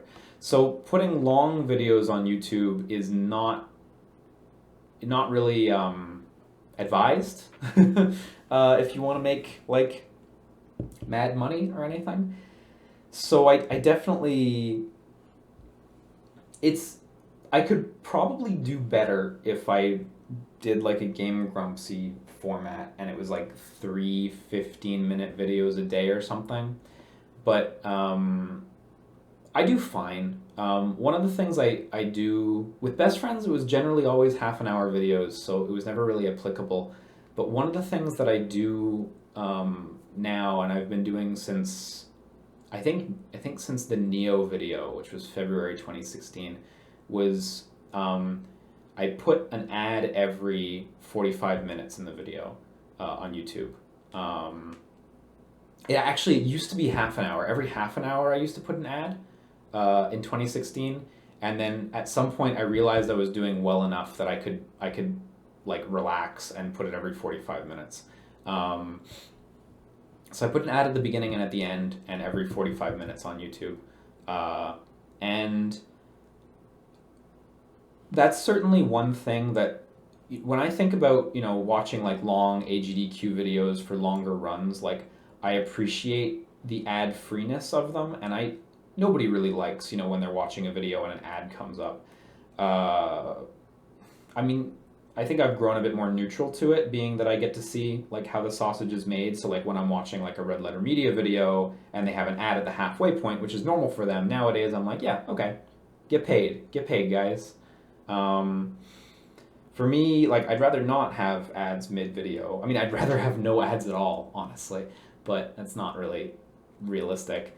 For me, I consider it a fair exchange. You watch 45 minutes of the video, and then I'm going to play an ad. I think that's a fair exchange. If it were every 10 minutes, I'd be like, no, I'm not being fair. I didn't even like the half an hour I had it originally set to. Originally, I told myself, like, I know I'm conservative with these things because I want to make it something I like rather than something that makes a lot of money. So I told myself initially, like, I should go a little past my comfort zone, put it down to half an hour. So I'm glad I've been able to relax that and still do fine. Part of my answer to your question, how do the super long uploads do on YouTube, is because they run more ads, they can do quite well. effectively, if you're watching if someone goes all the way through a 2.5 hour video, they'll have an ad at the beginning, and then 45, hour and a half, 2:15, and then an ad will play at the end of the video. So it's 5 ad rolls.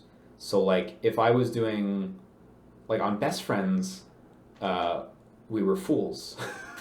All of us. We only played 1 ad at the beginning of a video. So if I have one person finish a video with 5 ad rolls, that's like 5 people watching a Best Friends video, you know? Obviously, Best Friends videos were half an hour. It would be bullshit to put ads in the middle. But the quantity, to a degree, does make up for it. And again, since it's every 45 minutes, I think it's a fair exchange, every 45 minutes to put one. You know, that's all I ask of YouTube viewers is like, don't run ad block on my videos if you can, and you know, watch an ad every 45 minutes. Or when the video starts, I guess, as well. But I definitely get that some people want to have ad block on no matter what, and while I don't necessarily agree with that, like I do understand that some websites are really bad with ads and they abuse the system. I do think that, you know, most websites would rather not have ads, and they're kind of a necessary evil rather than like something where they're like, yeah, we're gonna make mad money. It's like, gotta try making money. It's not like ads make great money anyway. So, you know, anyhow, yeah, I also wish there were less Grammarly ads. Also less Udemy ads. I get this Udemy ad all the time. This Asian dude on the screen, he said, what does he say? Like, making games could be easy. No, it fucking isn't easy. Oh my god, it's so hard. It's so goddamn hard. I'm sorry, Udemy guy. Not all of us can be savants like you. Make a Patreon. I actually, like, actively don't want to do a Patreon. Making games is easier than you think. Thank you. That's what he says. Yes. Thank you. You know it. You know it. Yeah, Patreon... I'm gonna be real with you. As someone who just read off like 5 or 6 donations in a row, I'm gonna be really real with you. I would love for there to be a day where I can turn off the donations button, where I'm making good enough money that I can say I don't need people to donate. As it stands, I do fine. Like just on YouTube and Twitch, I do fine. Like I make enough that I can pay the bills and then a little. With donations are the thing that, like, I mean, the number's super random. It's totally unpredictable. Some months like there's none, some months there's a bunch. But I am in a position where it would be incredibly unwise of me to turn them off. It does help. I have the pins that just came out, and I'm happy that I can finally really offer something in exchange for money. You know, I really obviously appreciate all the sentiment behind a donation, because it takes a lot to want to just give money to someone. I know I've done it before, but and so I feel like, you know, I get where that's coming from. But I'm glad I can finally offer something like pins. They're not huge, but they are nice, and I'm happy they were a quality product. So Patreon is definitely something I don't really want to do, because I feel like I wouldn't be able to realistically offer much more than the videos I currently do, you know. As it is, like, I don't really have enough time to work on all the little things I'm working on at the same time as videos. Like, even the fucking, like, Game of the Year video for the Switch that I was hoping to have out in January is clearly not going to come out in January at this point. So I don't think I'd be able to really offer anything new with a Patreon. I'm relatively comfortable with the Twitch subscriptions and the donations being open, but I do hope one day I can turn off donations at very least. One day. Twitch subs are cool because at least it's like a way to buy into no ads. Like, it's a built-in benefit. So I like that one. Initially, I didn't like that one because I was like, oh, people are just putting money in. But then I was like, oh wait, you're buying no ads? That's actually okay. that's actually fine. So Pariah says, personally, I'd be happier to make money directly from donations without ads. It's more sincere that way. You're getting supported by your fans who care, not some cynical company that only wants to use you to sell their products, to each their own. Yeah, for me, I actually really understand your perspective there. I think that's, and I really respect it because I know other YouTubers who have that perspective. I'm in the camp where my perspective is I would rather that the people who like to watch my content don't have to spend any money on my content. I would rather that they could enjoy it for free and they could spend their money on, you know, other stuff that they want to buy in their lives. Not that I think my content is worthless. Obviously, it has very low production values, but, you know, I don't think it's worthless. Just that,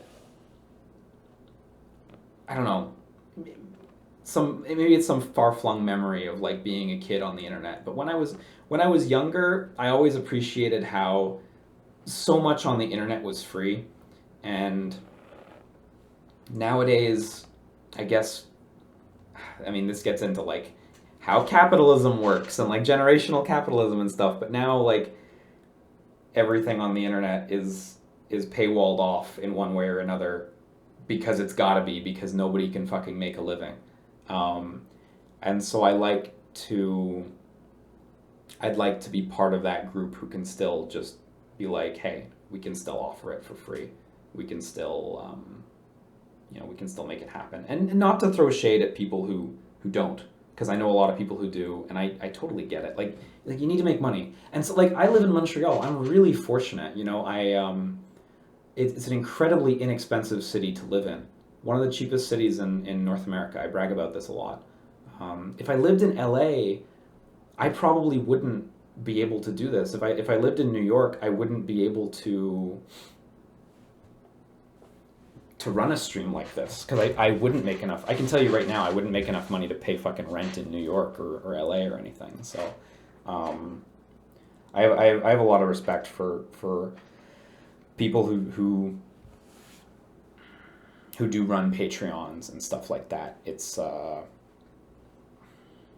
mean, it takes a lot. It's hard. It's not as easy as it looks either. To a degree, maybe I'm somewhat scared of that responsibility as well.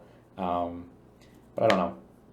I definitely think it's very much a to each their own thing. I think there's so many different ways to viably make a living nowadays on the internet. And I think for me, this is just the way I like the most. The concept of providing something to people for as free as I can make it, and still providing something, you know, worthwhile. You know, why is Montreal cheap? I remember Best Friends podcast bitching about how corrupt it is. I don't think corruption has anything to do with it. Yeah, the construction industry is like famously corrupt in Montreal, and there's a lot of issues with that. I don't think that cheapness has much to do with, or anything to do with, why it's corrupt. I'm not really sure, like, societally what made that happen. I think Quebec was always kind of for a long time, it was like a poorer province compared to like British Columbia or like Ontario, which is I guess the capital cities of those are Toronto and Vancouver. You might know those better. So I don't know, maybe just for a long time it was like generally people with lower incomes living there. I don't actually really know specifically what the deal is. That's probably an interesting thing to look into. Soshin in the chat, Billy, says, we say Montreal because we live in it, but it's actually Quebec province as a whole has cheaper rent, not just Montreal. That's actually super true. In general, that's very true. Quebec is just cheap in general, so... Apocalyptic Express says because the taxes in Quebec are higher. Yeah, we do have high taxes, you know. Free healthcare is a cool benefit, you know. I mean, it's, you know, it's free, you know, you pay high taxes, but like, yeah, we do have high taxes. We have, I see people sometimes talk about sales taxes in their state, like, at like, oh, it's at 8%, it's really high. Oh, it went up to 10%. Our sales tax is 15%, man. It's 15%. Buy a video game for 80 Canadian dollars, it goes up to $92. but you know, we get a lot of services and privileges from those taxes, so I'm fine with it. If it were also like a wildly expensive place to live in, I would be like, wow, fuck this. But since everything's so fucking like inexpensive here relative to other cities, like, it's fine. It's fine. Go to bed. Sorry for dragging this out longer. You need to sleep for tomorrow. No, don't even worry. I'm happy to talk. I'm having fun. It's nice to get to just... It's nice to get to be real sometimes. It's not... I don't think it's always the right time to be real. To a certain degree, then you're DSP in it, where like sometimes he'd have long stints of like every night on the stream, like I need to make money for rent, you know. And I've had comments very, very rarely, but just a couple people here and there who were like, man, I come here for entertainment. It's a bummer having to hear about the real life. And I get that, you know. Sometimes when I'm watching something entertaining, because I want to distract myself, I don't want to be reminded of reality. And I get that, so I'm not frustrated at those comments. But sometimes it's nice to be real with a group of people who are just curious. And I mean, I have answers. You know, like, pretty much everything shy of, like, actually showing the dollar quantities I'm pretty comfortable with. And even then, like, I don't know why that's a line I draw it at. I guess it's just like you don't really ask people how big their paychecks are. Like, it's kind of gauche. So, like, inversely, like, I'm not going to show this to anyone. You know what I mean?